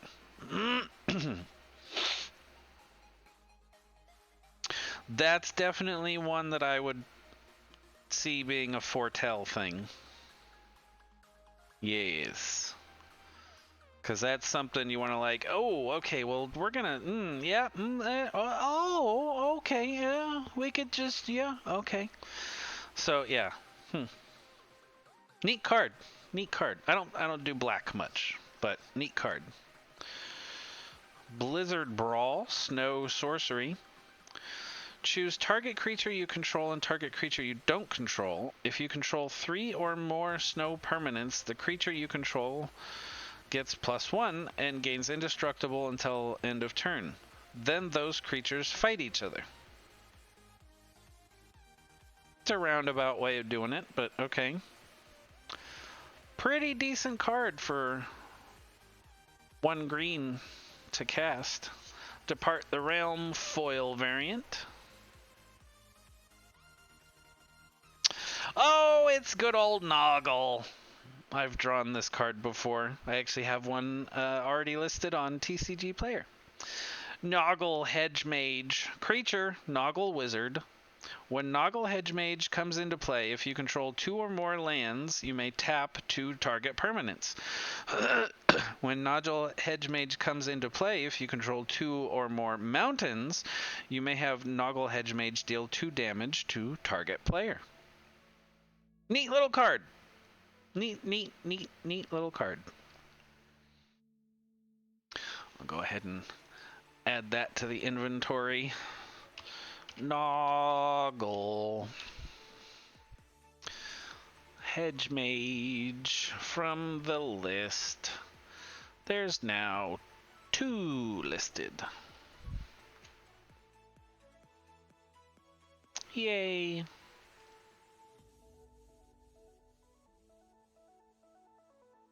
It's always good to add cards when you can. Even if they're only a few pennies. Every little bit helps. Oh, got another rule variant. Cool. I've never really read these, but I'm having enough time learning how to play the regular game.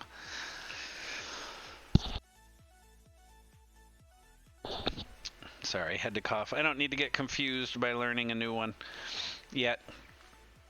There's the Masked Vandals art card. Very cool.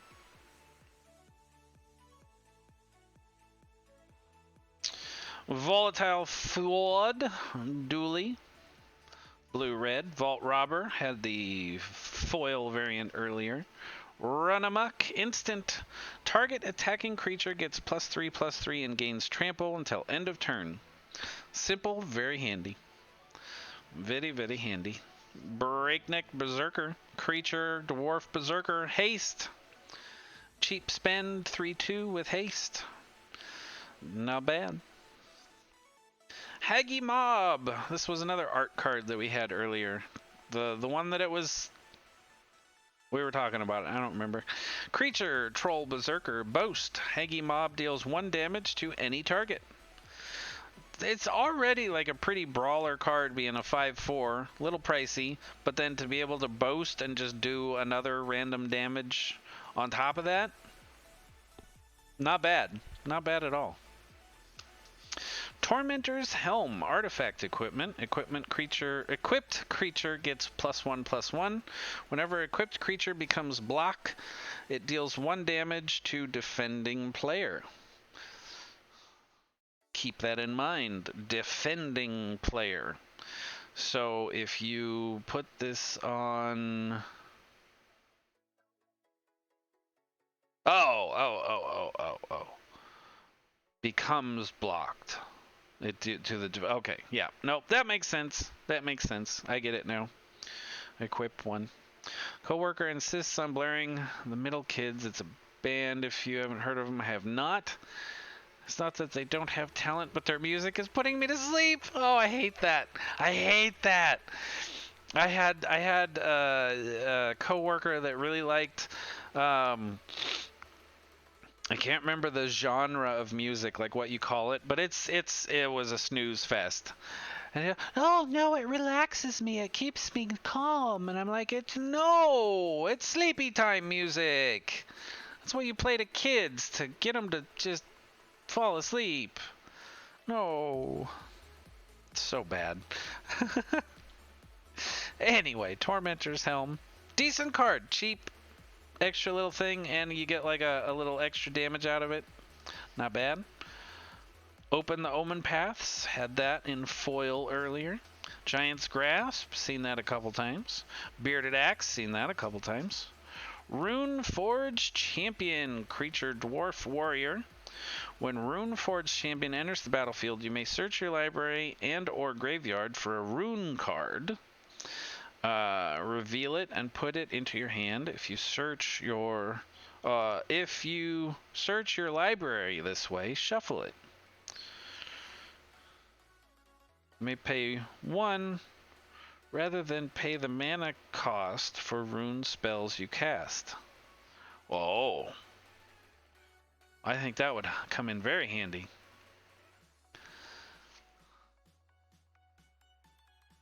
That nobody really notices and effectively just puts you to sleep. Yeah. I swear there's been times when I come home from a rave and it's like, well, not home, but like go to the hotel afterwards and I'm riding in the elevator and they got the music going on and I'm asleep. It bonk, you're done. You got to take the stairs or you never make it to your room. Decent card, decent little card. Grim Drugar, saw that earlier. Axgard Cavalry. This has fun art, but the camera ruins it because you can't see it. But it's a very cute little picture. It's like a little person riding on a goat. And it's just the cutest little card. And Axgard Cavalry creature, dwarf berserker. Tap, target creature gains haste until end of turn. It reminds me of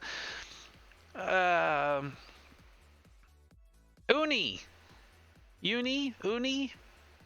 from the Dungeons and Dragons cartoon. The baby unicorn. The little goat reminds me of that. And then it's just such a simple little bonus. Target creature gains haste until end of turn. I'm already a tiny little 2/2 creature, but I'm going to tap myself and let you attack this turn.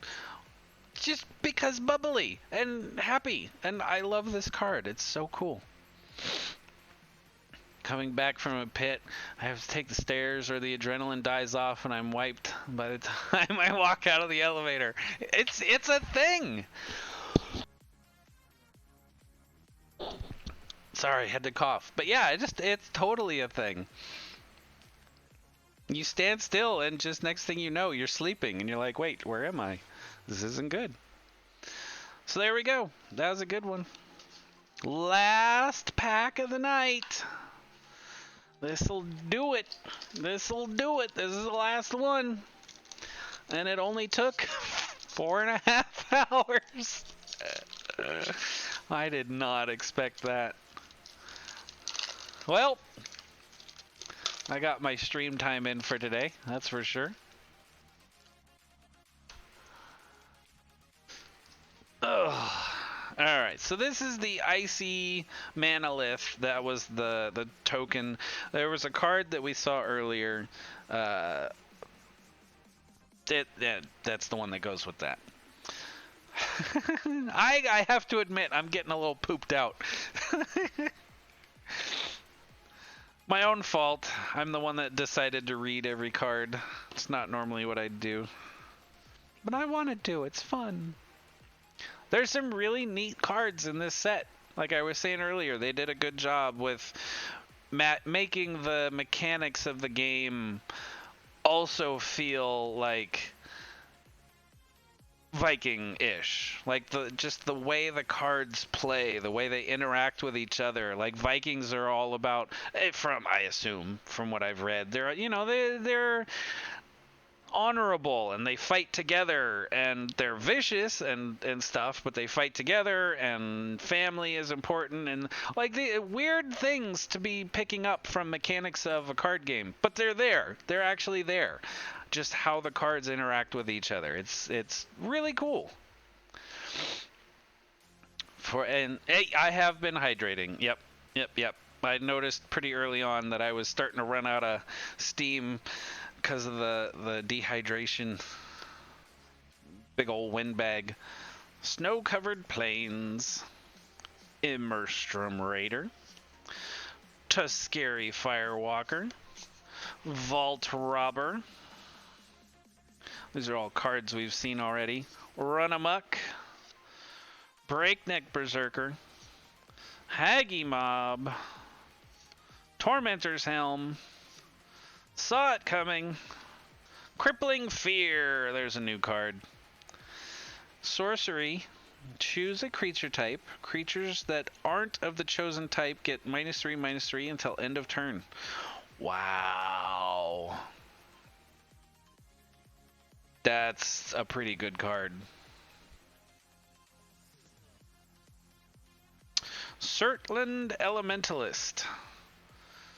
No, I don't think we've seen this one. Creature, giant wizard.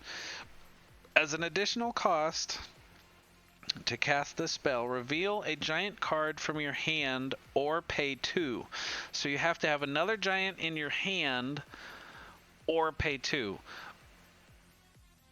And I think even if you have a giant in your hand, excuse me, you can pay 2, like if you don't want to show it off.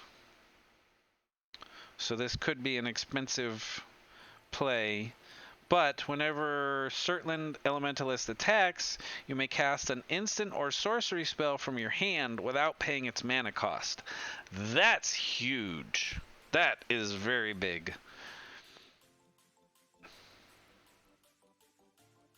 Wow. Cool. Hey, Sculptor of Winter. Probably the most printed card in the set. And this is the foil variant, of which I also have like 6. Well, I was hoping to end on a little bit bigger pack than that, but not too bad still, all things considered. And now I get to go through all those cards again, but we had a pretty decent little haul as far as what I knew was able to be listed on TCG Player. Got some really good cards in here, actually. A couple of them anyway. So yeah, I hope that was entertaining for everybody. I had fun. I want to do this every day, like literally every day. I think I'm going to try and find ways to make it go a little quicker, but I would like to do this every day. And tomorrow, I will be opening 3 of these. Yeah, which you can't see because camera. But it is the pre-release pack for the set that we've been opening all night tonight. And these, I've never gotten one of these before. So I don't really know what to expect. I think they have 5 booster packs in them, and then 1 special pack or something that does something special, or maybe that was a different one. Maybe there's just 6, or maybe there's 10. I don't know. Either way, we're doing 3 of them tomorrow, and I'm sure it'll go quicker than whatever we did tonight.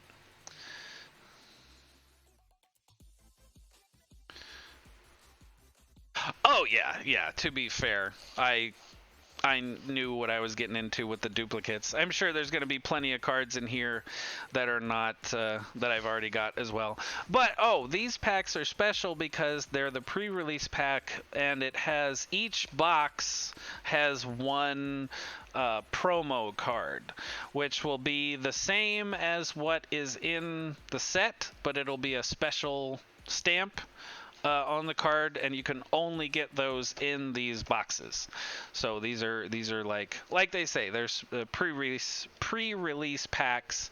They're what you buy before the set actually comes out, and then they give you a bonus little card. I only got them. Obviously the set's already out, but these are now on sale, so that's why I picked these up. So we have 3 of those for tomorrow, and then 3 of those for the next day.